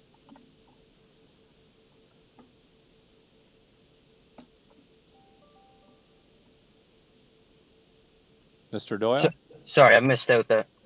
Sorry, you don't think this tree can be trimmed, that it won't be dropping needles on the adjacent neighbor's house?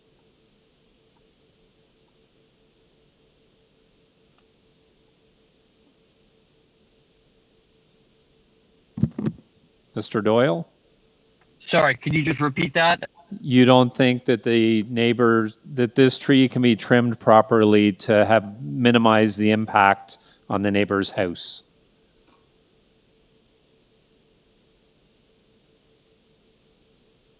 Silence is golden. Okay, those have to be a pretty aggressive prune in terms of over 30% of the lower canopy, which is usually not recommended in order to kind of gain the necessary clearance above the roofs. Okay, and so okay, thank you. Speakers on this item? Questions of staff, sorry. Councillor Thompson? Thank you very much, Mr. Chair, through you to staff. I respect the comments from Mr. Doyle regarding the issue about the upper crown. They indicated that in his remarks that it was in poor health. Did you or one of your staff check that? Through the chair, yes. Staff inspected the tree. And was it was crown? Healthy. Yeah. It's healthy? Yes, the tree is healthy. All right. With respect to the extension and the growth of the varying limbs and branches of the tree, it was referenced that the issues around the branches brushing and, I guess, hitting the roofs off the neighboring property and so on. What would be your offerings of ideas and or solutions to the homeowner to ensure that there is minimal impact of the branches connecting with the roofs and so on of the neighboring properties? So the branches can be pruned away from the roof of the houses. Yeah, and that's normal. Yep. Right. And the inspection with respect to the tree found no issues with the overall health of the tree, safety of the tree in terms of potentially, a tree's, yes, I guess in a windy situation could come down anytime. We can't guarantee that, but sometimes you find them leaning and there are issues that you have concern with. Were there any of these sort of factors as it related to this particular tree at Crosland? No, when staff inspected it, they found it to be healthy. Right.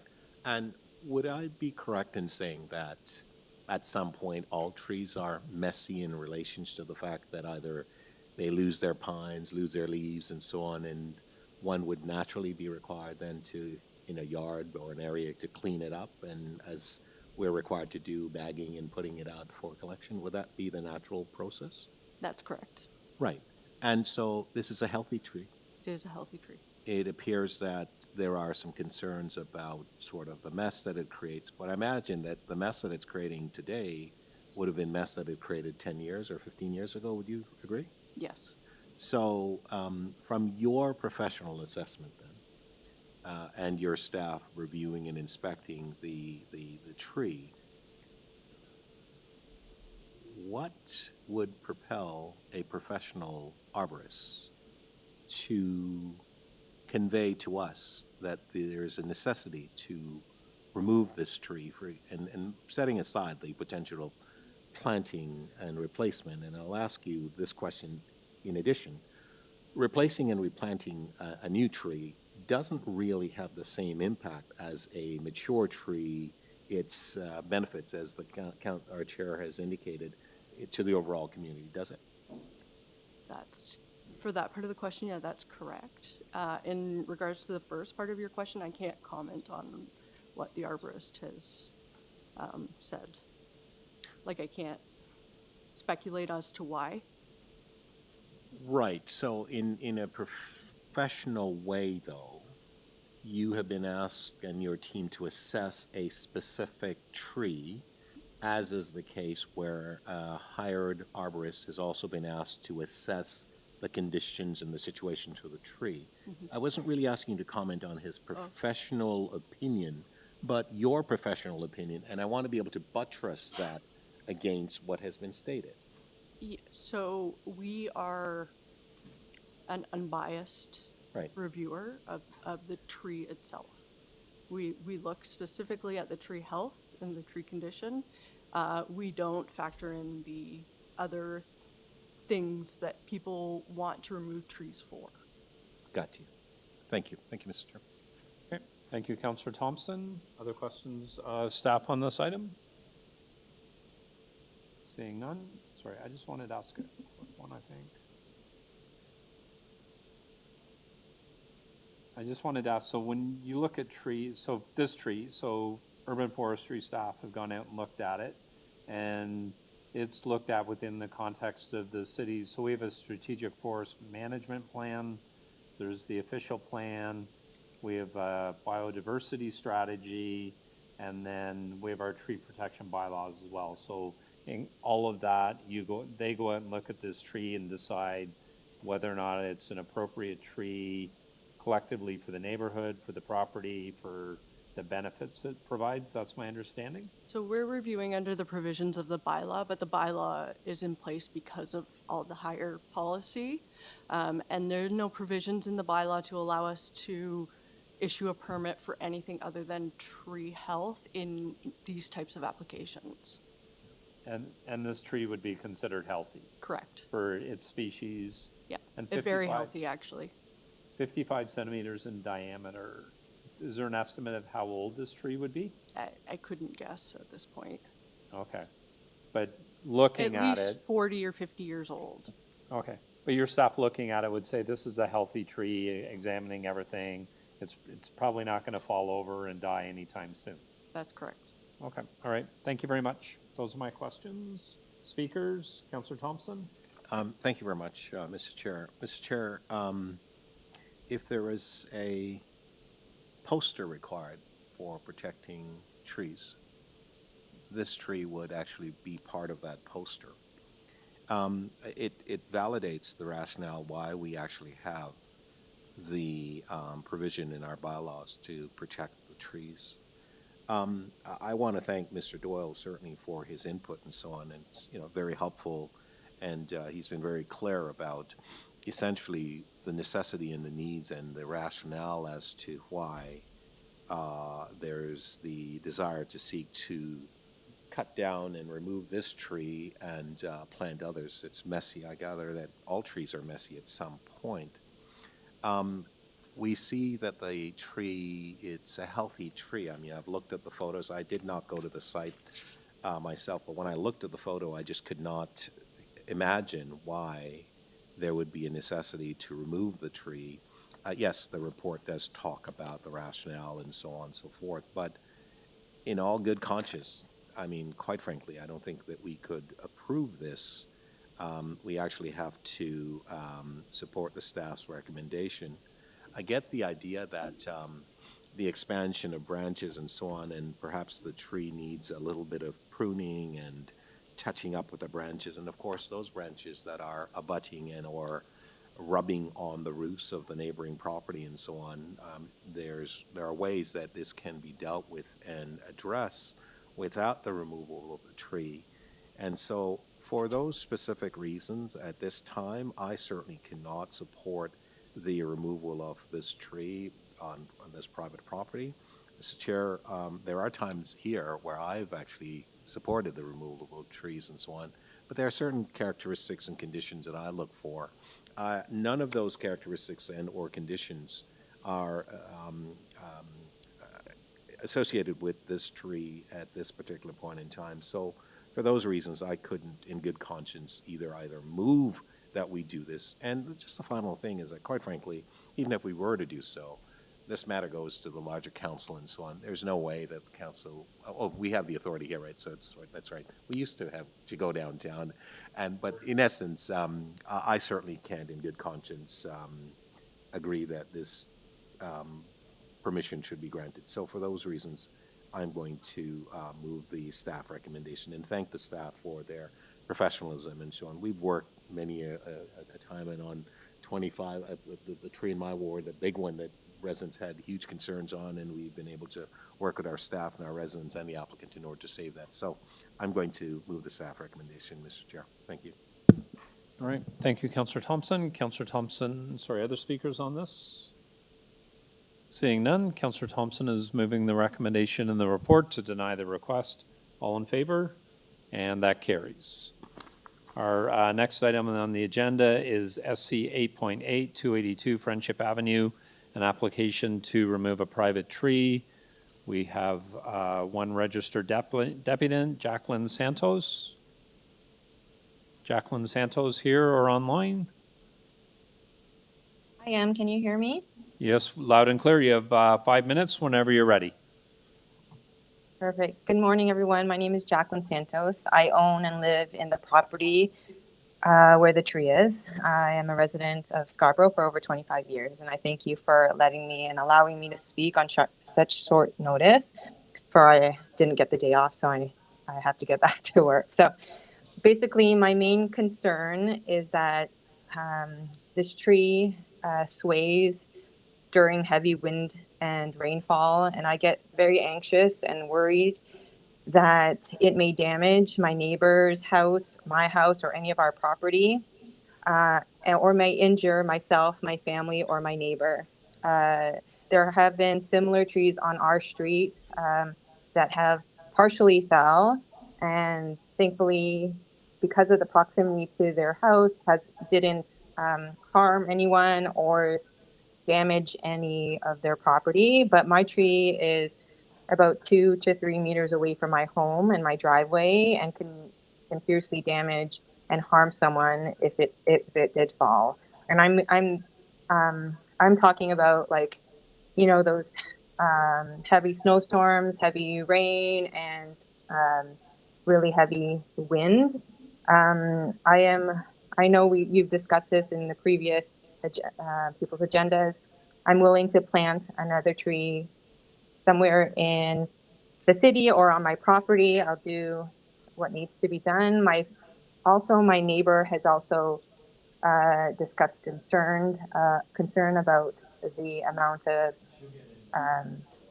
work trying to clean it up. I know trees are a lot of work for everybody, but and I know that they had said that this tree was fairly healthy, but I beg to differ. There are a lot of branches, not just needles and pine cones that we rake up, bags and bags of them, but branches falling on our lawn and our property that we have to rake up and dispose of quite often. So I would say like monthly,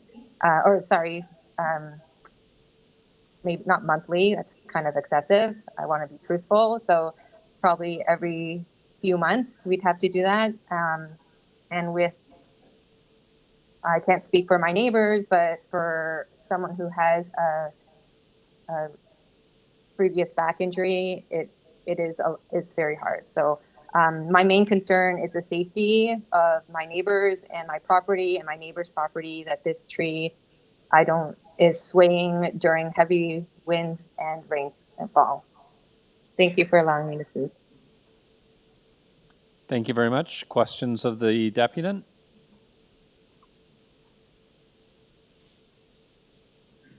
Seeing none, thank you very much. Questions of staff on this item? Councillor McKelvey? Thank you. For city staff, it looks like two the tree is in good condition. Can you speak to that? Sorry, I couldn't hear that. Could you repeat that? So the report, it looks like there was two arborists that have been to the site, one from the applicant and then one from the city. Can you confirm that, and did both find that the tree was in good condition? That's correct. And do you have recommendations right now on how this tree should be maintained? Based on the arborist report, the tree is healthy, so it doesn't really need any maintenance other than typical cleanup maintenance. Like that will help with failure of limbs?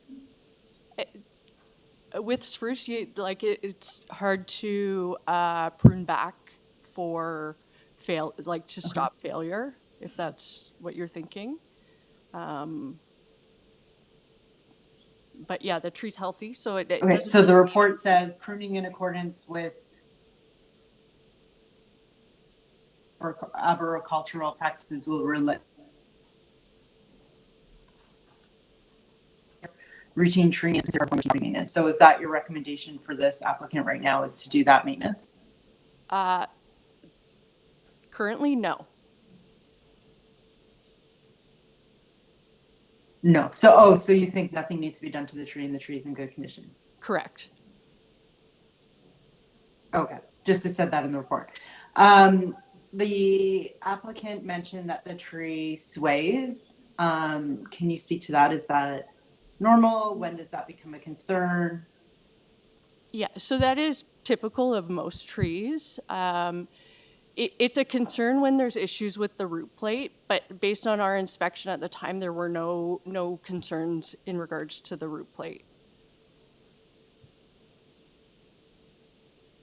Okay, so you're satisfied based on your inspection and the arborist's inspection that this tree is in good condition?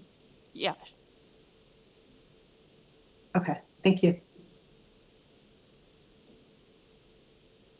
Thank you, Councillor McKelvey. Other questions, Councillor Myers? Thank you. Through the chair, just a quick question. In the event that we have a swaying tree and let's say the tree does fall over, does that create any liability for the city in terms of the applicant had gone to the city for permission to cut the tree down? So at the time of our inspection, the tree was healthy and maintainable. But in regards to liability, that's a question I would have to direct to legal. Okay, thank you.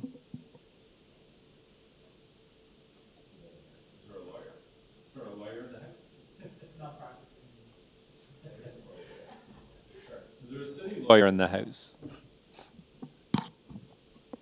Yes, so if the question is about liability, that would require provision of legal advice in any particular circumstance, which we may have to go in camera. However, as I understand from staff, the inspection of the tree was conducted, and when the inspection was conducted, there was no concerns about the structural or the health integrity of the tree. And so the inspection would be the point in time in which the city has information to assess the tree. So I guess without discussing, is there a way to discuss the issue without discussing this particular application, just generally? It would, through Chairman, it would be highly fact specific. Thank you. Okay, thank you. Councillor, other questions? Seeing none. Speakers? Councillor McKelvey, did you wish to speak? I'll move staff recommendations. Two different arborists have looked at the tree. I think that the applicant should continue to monitor for changes, and should they see any, then have a look at it again. But at this point, we have to trust the tree experts and be consistent in our application of the rules. I had a spruce like this, and it started to die from the bottom up, and then we noticed the roots were starting to rot, and we were able to get a permit to remove it, and it did plant another tree replacement. So I think this is, as says in the report, part of regular maintenance of trees on properties. Okay, thank you, Councillor McKelvey. Other speakers on this item? Seeing none, Deputy Mayor McKelvey's moving the recommendation to deny the removal of the tree. All in favor? And that carries. Our next item on our agenda is SC 8.9, 50 Mossbank Drive, application for a fence exemption in Ward 24. The first registered speaker is Silva Hushand.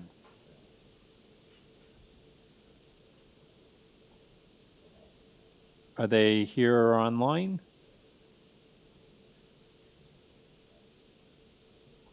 No.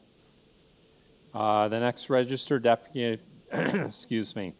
The next registered deputant is Safa Al-Hamandi from the Canadian Construction and Engineering Consultants Incorporated. They're online. Okay. Hi, my name is Safa Al-Hamadani. I represent the owner. We are the consulting company. We done the plan and we submitted to the city. Actually, the fence is actually there from long time, and there's three reasons actually for the owner to have the fence there. The owner of the house, he's a police officer, and the main issue, he always concerned about his safety because he's not in the home all the time, and he has his family. And also he has the pets in the house, and the pets actually is always tend to escape, and he trying to keep the pet inside the house. And also traditionally, he has like to keep the privacy of his family, because his family, for the religion issue, he like to keep the privacy of the house. But the main issue is he's a police officer and he's not available all the time in the house, specifically in the night, and he has a threatened before. So that he like to keep the security for his house and make sure that nobody will invent his privacy of the house. Thank you very much. Okay, thank you. Questions of the deputant? Sorry, Mr. Halamandi, could you explain how long has this fence been up? It's been almost like 10 years. Sorry, almost how long? 10 years. 10 years. Okay, all right. Thank you very much. Thank you. that. Other questions of staff on this item? Okay, I am speakers on this item before I speak. So I am gonna move recommendation number 2, grant the application for an exemption permit by the owners of 50 Mossbank Drive to allow for them to maintain the wood fence and the rest of it. I've been the local councillor here. I've never had any concerns or about this property or complaints about it, about this fence to my office. I've gone by it a lot, so I'm prepared to move that recommendation. All in favor? And that carries.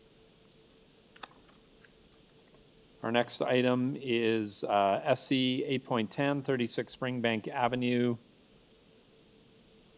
Application for a fence exemption, Ward 20. We have one speaker, Tom Gerrels.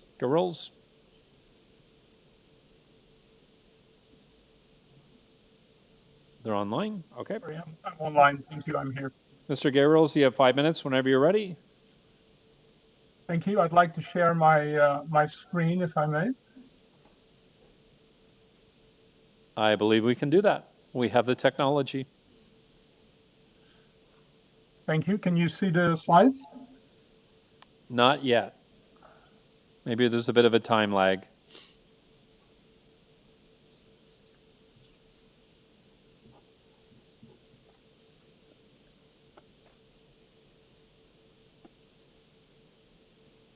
Can you see the screen now? Yes, we can. Thank you.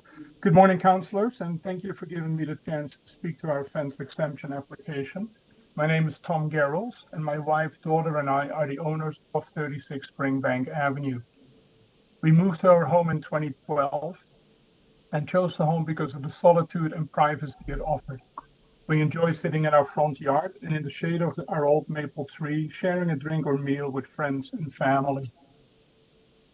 This is the site drawing, and in the center of the drawing, you'll see number 34 Springbank, while our home is on the right, a little bit set back there. The privacy screens, there's 3 of them, they're staggered and with some space in between, are indicated by an arrow. And as you can see, they're tucked in between the maple tree out front, which is right here, and our house.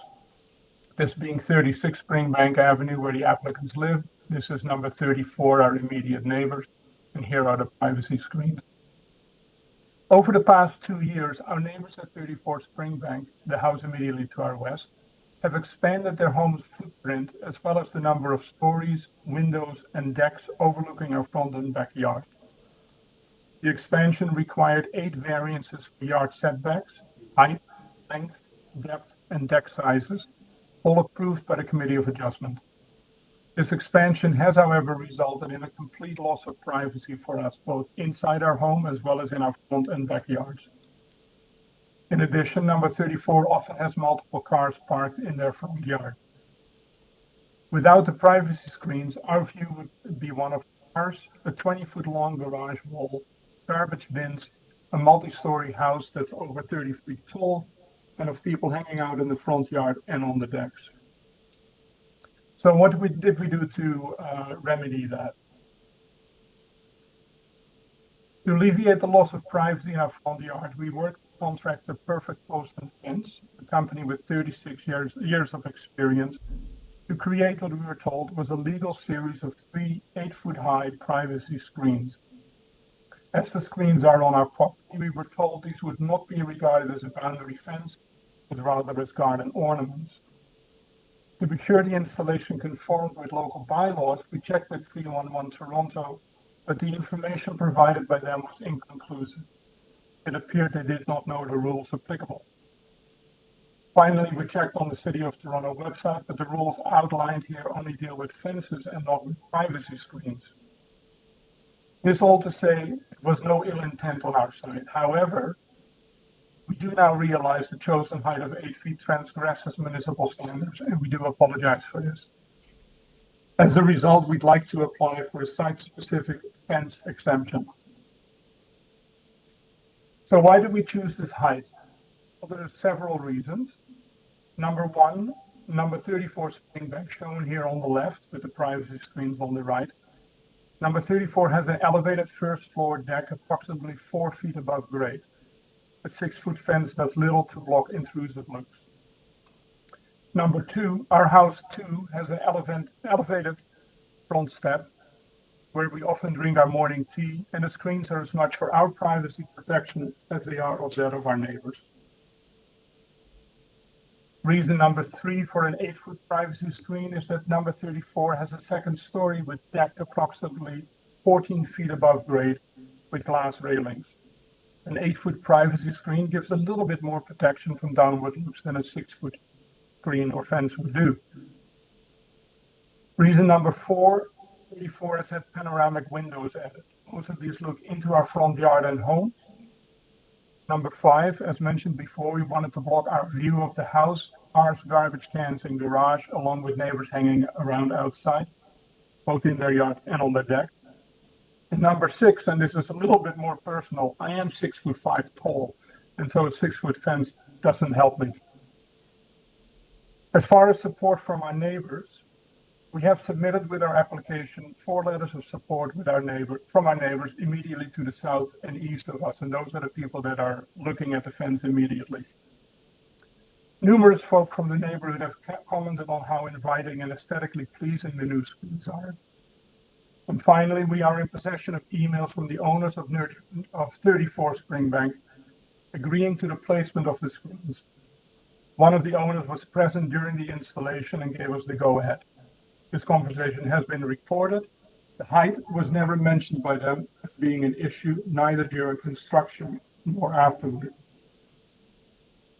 We did look at possible objections.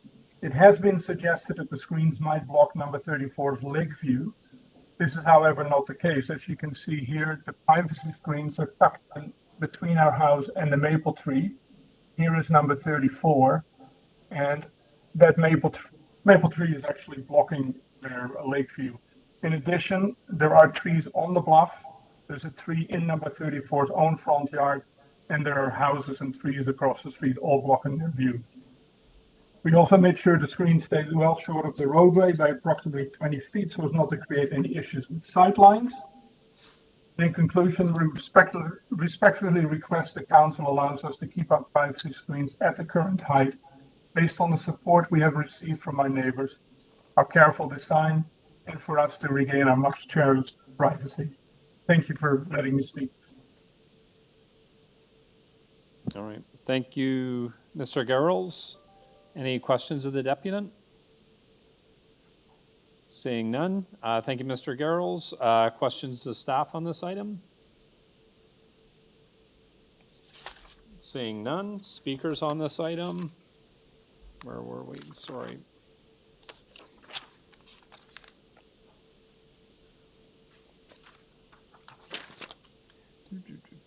Number 10.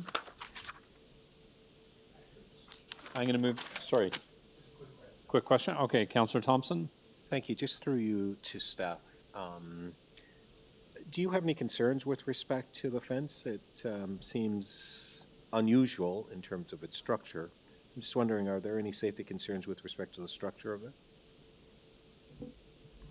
Through the chair, municipal licensing and standards doesn't have any health and safety concerns regarding this. There's no pool on either of the properties and doesn't provide any sightline obstructions regarding driveways or sidewalks.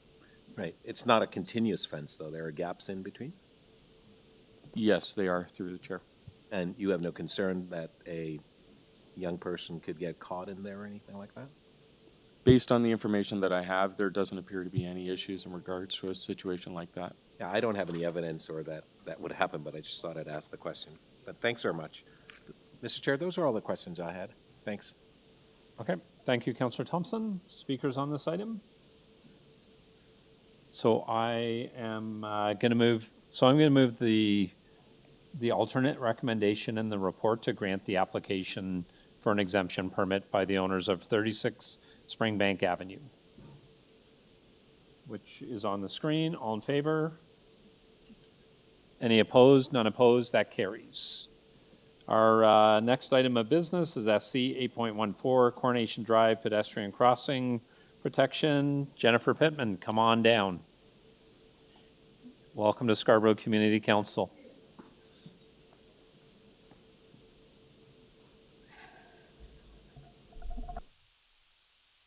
Five minutes whenever you're ready, and there should be a button there to turn on your mic. On? Okay. I think I'm the last one before lunch, and I'm very hungry. I'm sure you guys are too, so thanks for having me here. So good morning, good afternoon, members of Scarborough Community Council. Thank you for allowing me the opportunity to speak on item SC 814, Coronation Drive Pedestrian Crossing Protection. My name is Jennifer Pittman, a resident of 14 Coronation Drive for nearly 30 years.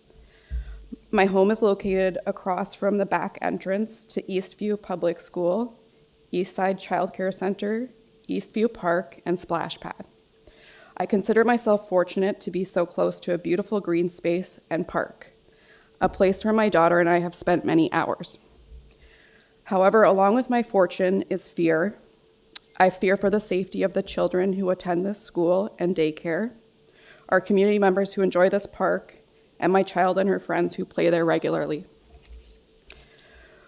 Over the years of residing on Coronation Drive, I have observed the many children, parents, and neighbors that utilize this space. The path to get there means having to cross Coronation Drive. There is only a sidewalk on the north side. The school and park are located on the south. The current crosswalk has two rectangular pedestrian signs on either side, curb depressions, and two painted road lines which are cracked and faded. The crosswalk is lacking an overhead light with pedestrian push button, sufficient painted road lines, as well as adequate lighting. There are street lights located only on the south side of the road. The crosswalk is not patrolled by a crossing guard during school hours. The current signage so often goes unnoticed or is considered optional by motorists. There is not a day that goes by where I don't see a pedestrian waiting to cross as 2, 3, 4, or 5 cars speed by until one finally stops. Very recently, I witnessed a boy and his father crossing the road after school. A motorist had stopped to let them cross. The vehicle behind the first car swerved out to the left to pass the stopped car. The young boy was inches from being struck had his father not pulled him back. The current speed limit on this portion of Coronation Drive is 40 kilometers per hour, which is also often viewed as optional by motorists. With extremely heavy rush hour traffic on Kingston Road, as well as the current construction at Kingston and Lawrence, Coronation Drive is heavily used as an alternative thoroughfare. This furthers the need for an acceptable crosswalk installation. As mentioned, this is the back entrance to the school, daycare, and park. However, I feel it would be safe to say it is frequented more than the front entrance located off of Waldock Street. Most community members coming from the north of Coronation Drive and transit from Kingston Road access this route. I ask of you today to please consider the safety of our children and all of our community members. Please support the action of item S814. Thank you again for this opportunity, and a special thanks to Councillor Paul Ainsley, Jennifer Paredes, who brought this motion forward. Thank you. All right, thank you, Jennifer. Questions of Ms. Pittman? No questions? Speakers on this item? So I'm going to move the recommendations in the report. I grew up on Waldock Street, actually one street south of Coronation Drive. As a kid, I went probably across this piece of road a lot. The traffic's increased a lot. Ms. Pittman's outlined a lot of the concerns of the community. I'm wholeheartedly supportive of this. Thank you, Jennifer, for coming in this morning and making your deputation. And I'm going to move the recommendation in the report. All in favor? And that carries. And it's approved. Thank you. Thank you for all your advocacy for this. Our next item, we are going back to number 13. Let me get the right. SC 8.13 Birchmount Road and Chaldean Street / Glendower Circuit pedestrian crossing protection in Ward 22. Councillor Myers, questions of staff on this? Yeah, yes, thank you. Through you, Chair. I just had a question about the comment on page 5 of 8, where it says the TTC has been consulted but has not yet provided feedback on this request at the timing of writing of this report. Can you just further unpack what that means? Yes, Councillor, through the chair, we did reach out to them, and unfortunately, and this is our error, that we did not have fulsome response by the time the report was prepared. So we did reach out to them this morning, and they are aware of this, and I understand that the Councillor Mantis had spoken to them as well. So they certainly are aware of this, and I apologize that it was not included in the report in that way. No, thank you. Is it normal or common practice for the staff to reach out to the TTC and for them not to provide feedback? Because I've seen this a few other times. Generally speaking, no, they are fairly prompt when providing comments. And again, I apologize. I don't know what the issue was here, but certainly something that we will be improving upon in future reports. Thank you. Do you find the TTC feedback valuable when coming to a final decision in terms of making sure that any, bus stop or pedestrian crossing is safe and accessible for everyone, including seniors, children, people with disabilities? Through the chair, yes. Generally speaking, their input is valuable. They are a very good partner with us in these matters. So when the TTC does not provide that feedback, how is that type of feedback incorporated into the report? Well, in this instance, we had indicated that it was not provided at the time of writing. Yep. So there's no other sort of alternative avenue for you to sort of gain that insight as to whether or not any recommendation would be helpful or negative towards people with certain mobility needs, be they children, seniors, or people with disabilities? Through the chair, no, that would require a follow-up. Okay, thank you very much. Okay, thank you, Councillor Myers. Any other questions on this item? Speakers on this item? I am going to move a motion. Councillor Mantis unfortunately couldn't be with us today. I am going to move a motion to defer this item to our November 19th meeting of Scarborough Community Council. All in favor? And that carries. And then with my apologies to the clerk, I need to reopen SC 8.16. I know we moved a motion to defer it to November. I need to reopen it to move a motion to defer it to January. Yes. So I'd like to move a motion to reconsider SC 8.16. We originally moved deferral of this to the November meeting. I'd like to move a motion to reopen it. All in favor? And then a motion to defer it to the January, sorry, I had this.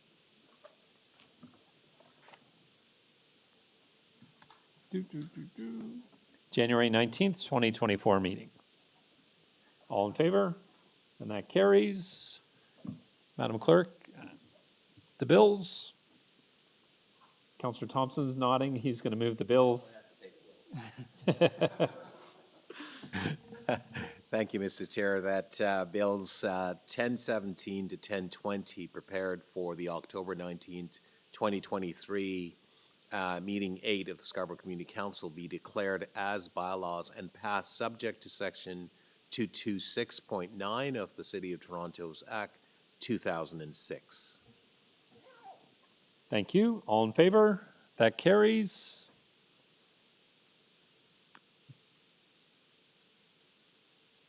Councillor Myers, you're up.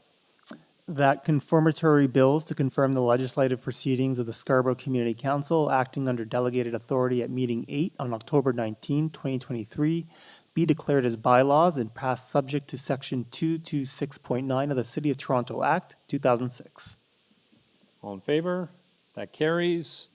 Motion to adjourn by Deputy Mayor McKelvey. All in favor, and that carries. Thank you, everybody.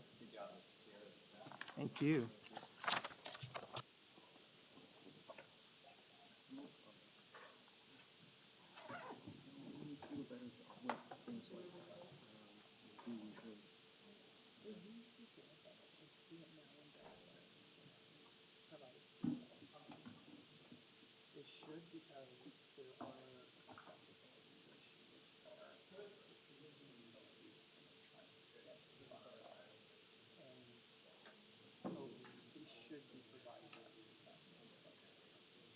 I suspect now that you understand personally